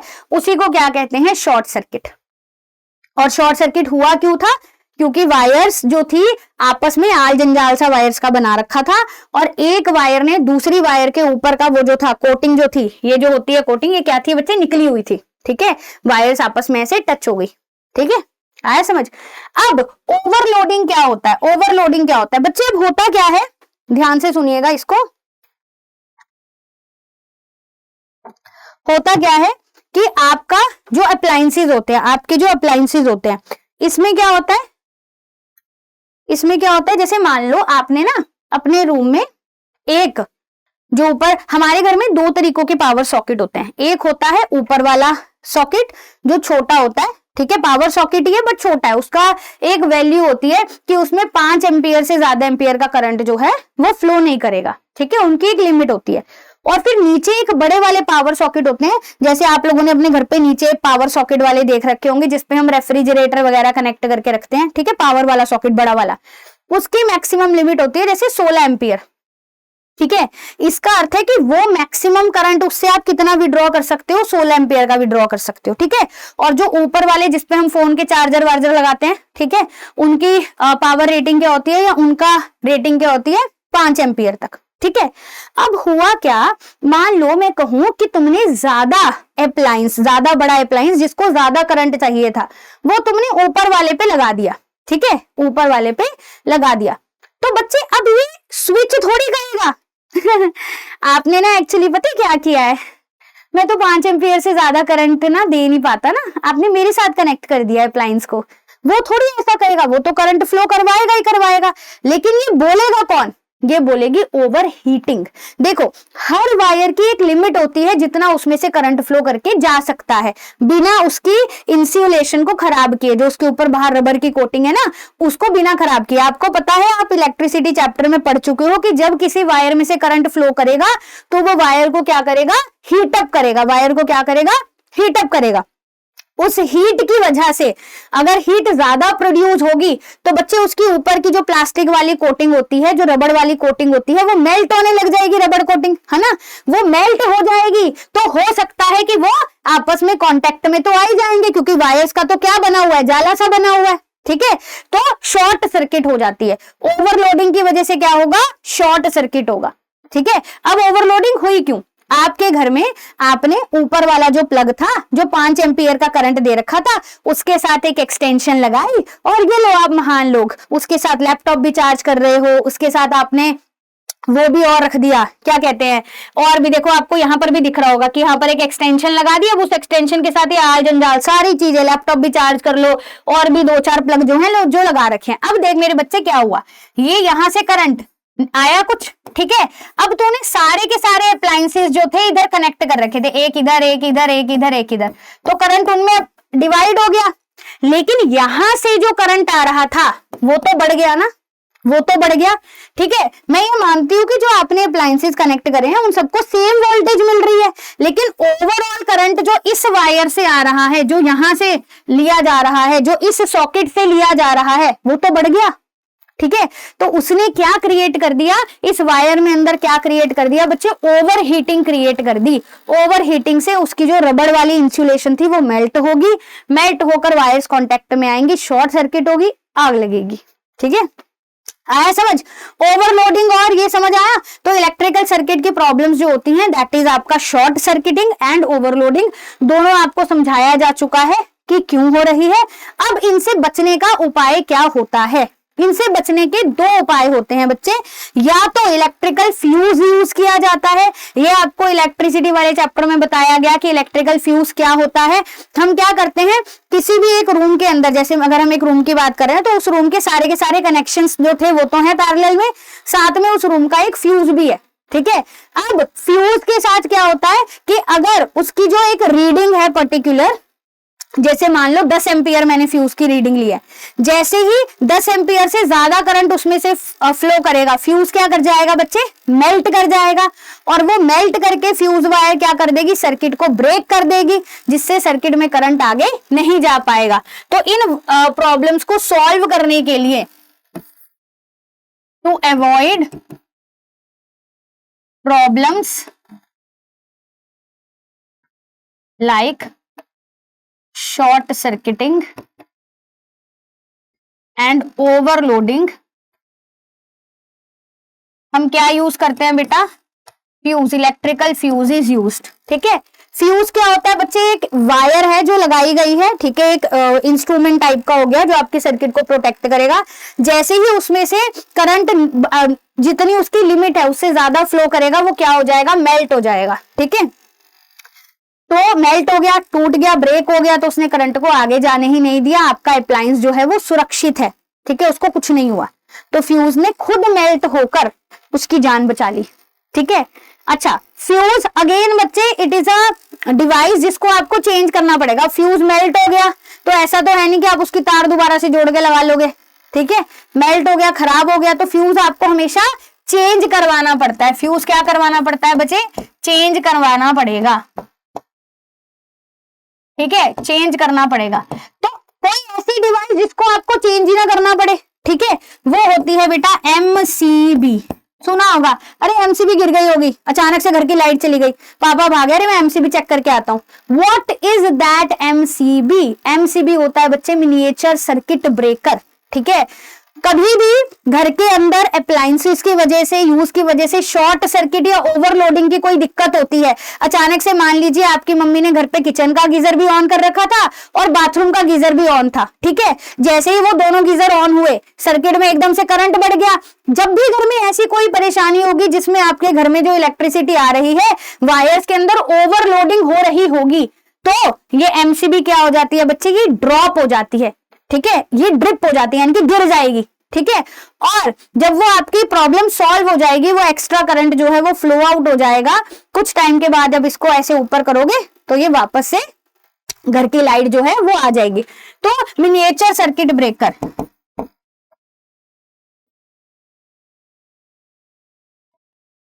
बहुत ज्यादा डिटेल में इसकी वर्किंग कैसे होती है, क्या होती है, that is in not in your syllabus, तो नहीं बताऊंगी, बट फिर भी थोड़ा बहुत इसके बारे में बताना चाहती हूँ कि ये फ्यूज का खर्चा आपका बचा रहा है, ठीक है, इसको चेंज नहीं करना पड़ रहा बार बार। अगर ये ड्रिप ऑफ हो गया यानी कि नीचे गिर गया, आप इसे ऐसे करके वापस से स्विच ऑन करोगे, ऊपर उठाओगे तो वो आपके घर की इलेक्ट्रिसिटी जो है वो वापस से रिस्टोर हो जाएगी, ठीक है।